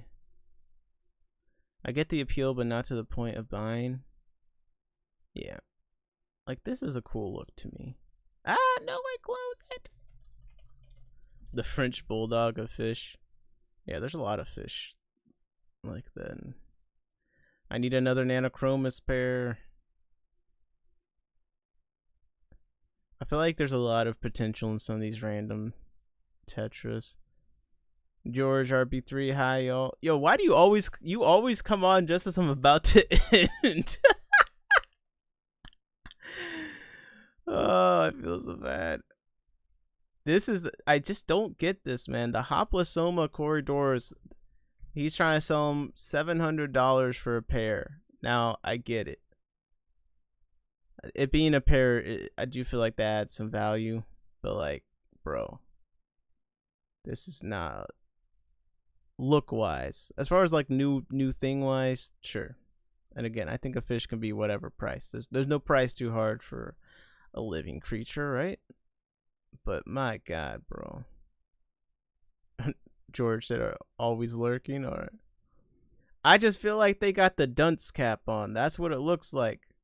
He said maybe. Anyways, I'll go on then. My bad, bro. My bad. That's a huge value as opposed to buying 6 on 6. No, that's what I'm saying. Like, I think I would buy this $700 for a pair thing before I bought necessarily one of these, like, random. Now, it says here that the female is on the left. So maybe if you trusted who you're buying them from, they'd be able to sex some out of the 6 for you. Because if this is true, where the female is like, the dorsal is that much shorter, it might be the easiest Cory to sex in the entire world. But this is a better picture of them. They do look cooler in this picture than some of the other ones.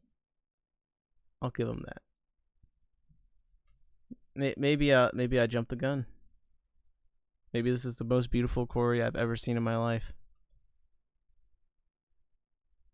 Yeah, you really learn things about yourself sometimes when you talk out loud.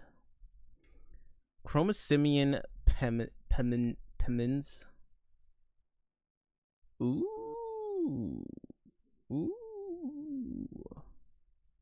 Look at these killifish, man. All right. Yo, he's got some interesting killies on here. Epiplates emphasis CF Zencuri quotation mark idea. It's like it doesn't even come up. Other pictures of other fish are coming up. But if you can buy pairs, their price is about to drop. Yeah. If it is this fish, that could be cool. Yo, I don't know what Rehoboth Aquatics is, but they're always posting cool fish on their Facebook page. I need to go there. Okay, Epiplates and Emphrysistis Dehane. Okay, this is, I don't know if this is the same location, but this is what we've looked at these before. They look way too good to be true. I don't believe it. I won't believe it till I see it. There'll be 50 a piece next year. Yeah. Well, we can only hope. Man, there's like a billion Congo Tetras, man. a billion. What is this? Moikasia Hiko.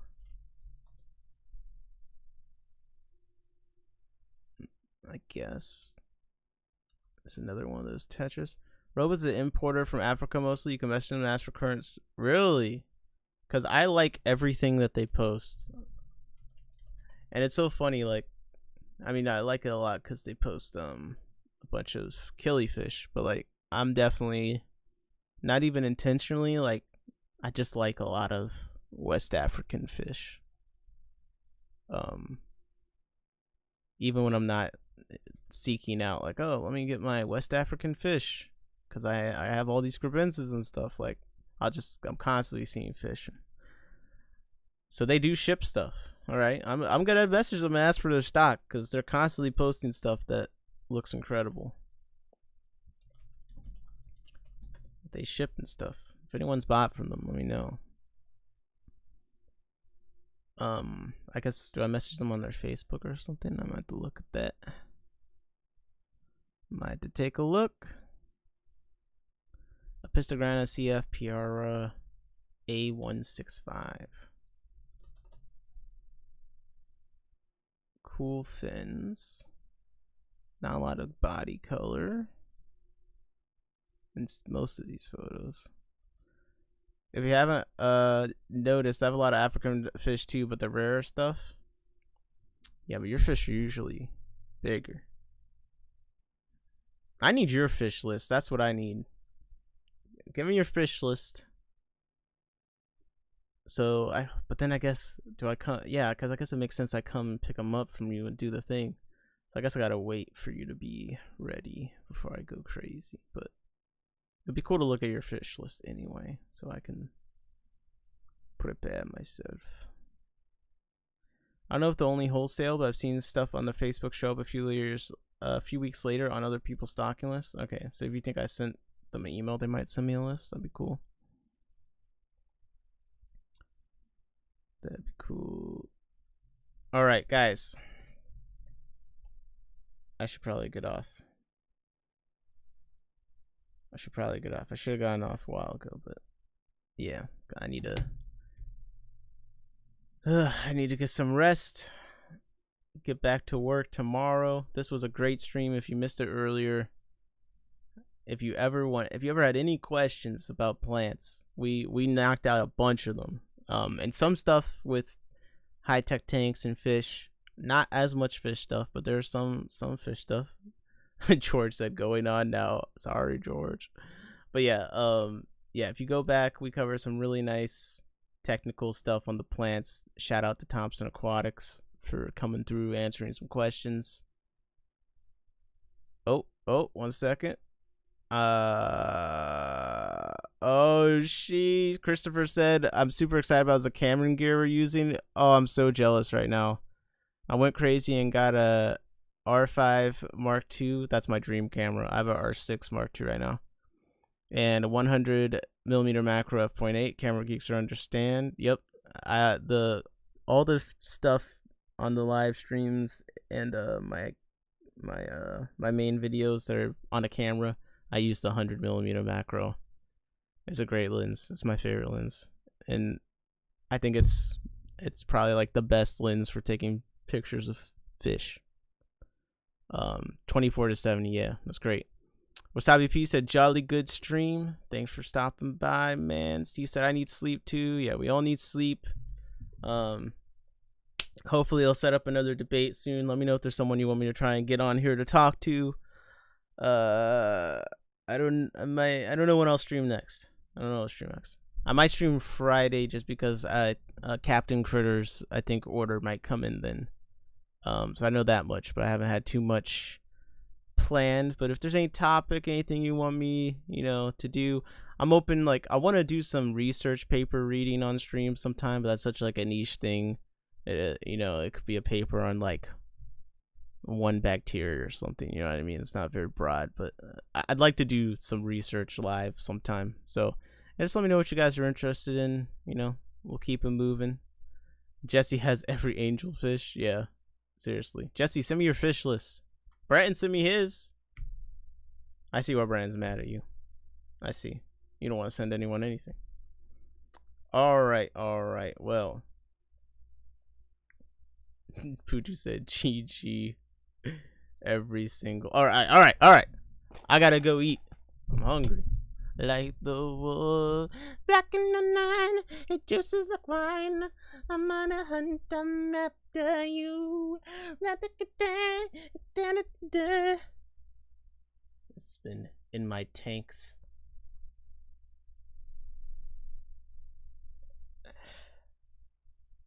Out!